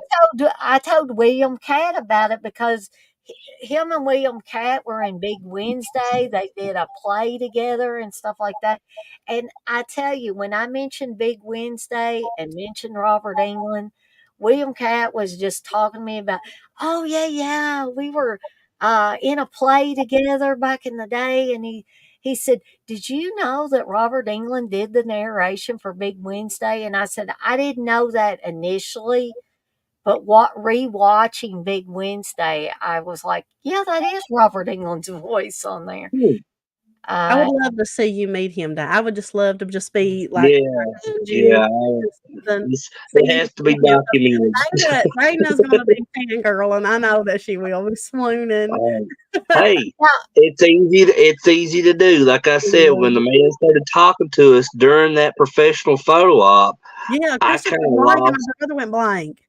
I I mean, kind of lost track of sense. Like I was like, I don't speak words. Dana just be like, "Oh, Mr. England," I probably will be like that, and Steve will be over there in the a big corner heart rolling his eyes. shooting from her eyes. I tell you, I don't know if Robert Englund does this anymore, but I have seen video where women have went up to meet him and he's kissed their hand. If he kisses my hand, Oh my god! I will absolutely melt into a puddle on the floor. If he did that and I missed that, I would be highly, highly disappointed. I would love to see that. Yeah, I've only had one female celebrity come up and do that to me while I was meeting them, and I was actually thrown off by it. And I hate that Candace wasn't with me to see it because I think Candace was at that same convention when I met I this was meeting person. somebody else, I think. I think you were like in the vendor room with Abby at the time, Could maybe, have or you been. might be with Dana. I'm not sure, One but of them. it was Linda Hamilton, and because I'm a big Terminator franchise fan, and I had to meet her, and then I would like I sit down like after meeting her, getting the autograph and everything. I sit down beside her to take the picture, and right before they took the picture, she like leaned over and kissed me on the cheek, Oh, and wow. I was like, "Tell me they got that in the picture."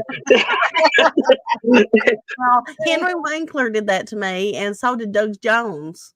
I think he even kissed Chris on the cheek. Like in a Who? Doug Jones. Doug Jones? Yeah, he Yeah. did. I was kind of like surprised by that thing, but he was Oh, cool. he's Like so sweet. he's a He's wonderful so person. sweet. I love Doug Jones, and like I had met him a couple of times before that too. Before me and Candace was together, and I met him once with my brother, and my brother was like kind of clueless to conventions. He'd never been to one ever, and we went to this like Comic Con type thing in Pigeon Forge, Tennessee, called Adventure Con, and like they had like some wrestlers there, like Kevin Nash, Mick Foley, Doug Jones was there. They had John Schneider from Dukes of Hazzard. Um, I think Mickey Dolenz from the Monkees was there. There was a bunch of just different random guests there. Kane Hodder was there, and like and speaking of that, you've seen Kane Hodder like at horror conventions, and he always has this massive line. I could tell you at that convention in Pigeon Forge, Tennessee, Adventure Con, the man was sitting there twiddling his thumbs for most of the weekend. Oh, And I really? was so shocked by that. And this was during a time when I was going to conventions almost every week or every other week because they were more affordable back then. Um, but Kane Hodder was almost at every convention I would go to, and I would go and talk to him, and he knew me there for like a small bit because he always would remember me from seeing. I would see him at every show. Um, but anyway, getting off track. But my brother, was not savvy to conventions, and he stood there with me while I was meeting Doug Jones. He wasn't going to meet him or anything, but he just kind of stood off there to the side. And when it got my turn and I met Doug Jones, I talked to him a little bit about Hocus Pocus and Hellboy and some other stuff I love him in. And my brother was wearing this Marvel shirt that had all these characters on them, and one of them was the Silver Surfer, which Doug Jones plays Silver Surfer in the second Fantastic Four movie. And so Doug Jones gives me a hug and is talking to me, and then he sees my brother standing there, and he goes over to my brother and he goes, "Hey, there's me," and he points at my brother's shirt, and then he just like gives my brother this big hug, and my brother was like, "What's going on here?" Oh, But goodness. I'll never forget that. Like my brother loved that though. He was like not expecting that, but he was just my brother to this day talks about how nice Doug Jones was. He was. Mhm. But Dana, if we keep on talking, we'll be on here until 2 o'clock in Well, the I do Yeah, wanna yeah, read some of the rest of these comments on here, but, yeah, I'm gonna have to get some sleep, and I'm sure, Candace and Chris are gonna have to get some sleep as well. But Kathy says, "Great stream, y'all, thanks." Well, thank you for Thank saying you. so, Kathy. Blitzel says, "I melted when Keith Richards kissed my hand." Ooh. And TJ says, "Felissa Rose gave me a big ass hug. I got a picture of it." Oh, yeah. Felissa Rose is a She's hugger. sweet. Really sweet. I love her. Let's see. Kathy's telling Blissful to write a book about all her Yeah. experiences. I think she needs to. Kathy says, "I'll be your first customer." And Blissful says, "Kathy, the good stories I can't tell, unfortunately." But again, I want to thank Candace and Chris. This has been so much fun. This is exactly what I needed after being so sick for 2 days to come on here and just, like I was saying earlier, kind of kick out the jams with a couple of my friends and just have a really good time. I think that was what I needed to feel better. Yeah, Um, well, We've had thank fun. you, Dana. Yeah, Yeah, thank thank you you. for having us. well, I Always. mean, I'm just thankful that y'all want to come on and do Of these things course. with me. And I mean, absolutely. any chance to talk to you, Dana, we care about you, and and Yeah, we love talking to you. I'll probably be messaging Candace half the night after Oh, this is yeah, that's over just after we us. talk for 2 hours or almost That's 3 how we hours. are. Chris is yeah. just I ready. mean, He'd be you walking got out. You talking to Dana. Dana? Yeah, I'm talking to Dana. Leave me alone. Listen, Dana, you don't ever have to worry about that when it comes to us, cause because we love seeing you, we love talking with you, just like we do, a lot of our friends, and and unfortunately, some of our really close friends like yourself, are far away from us. Right. So Not we too far. cherish the time that we do get to spend with you and talk with you, and because I don't even here in this area I have friends, but I don't have friends like you or some of the people Dana's the I've best met at friend that this you could ask convention. for. Dana's the best friend you could ask for. She really is. She's Oh, one. they, they, She's one of the goats. it took me a long while to figure out what that meant, Chris. It did. I, They I had to ask Steve what that meant. they Goat. asked Ozzy. Yeah. I watched the Ozzy, podcast or whatever, and they asked. He said, "What the hell's a?" It's an acronym for greatest of all time. Uh, I asked Steve, I said, "What does that mean?" People are saying one of the goats. What are they talking about? That shows you how far removed I am from things I'm sometimes. right behind you there, Dana. My son says, "Mom, you know what this means?" I know. I No have one no could clue. probably tell us all a lot of Oh yeah, things. That's how you got to keep up with these kids, man. You got to learn their lingo because if you don't, you're not going to know what they're talking about. yeah. They could That's be right. talking. I'm not saying Noah is, but they could be talking about something that you really wouldn't want them talking about. Oh, yeah, Uh, Exactly. exactly. Exactly. TJ, I haven't watched Creep Show yet, but never fear. By tomorrow night, I'll have them watched. Victor says Dana got her groove back. Yeah. So I hope Dana's got her groove back. Because, yeah, but if we don't get off here, it will be 2 or 3 in the morning, and we'll. We've made it to 11 o'clock, Dana. Is that a record?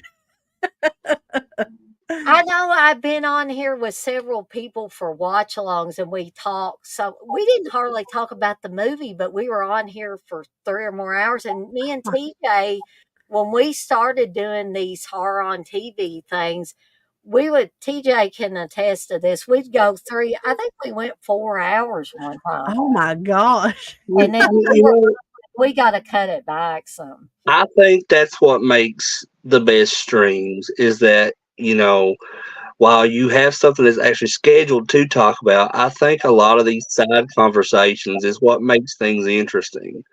And it can also, by talking about those things, it can give you ideas for future streams. Yeah. Yeah, Um, definitely and does. I think a very positive thing, if you ask me. So, on that note, me and Candace and Chris are going to skedaddle on out of here for the night, but be on the lookout. Definitely, me and Candace will be having the first ever Friday Foolish Friday at 1 p.m. Eastern Time. And this is going to become a regular series. I'm excited. For as long as Candace can do it and wants to do it, this will be a regular thing. So you guys can all look forward to that. Seeing my old mug. Oh. And Chris can join us too if he's able to. I don't know how much he'll be able Well, to. when is it? On Friday at 1, you said?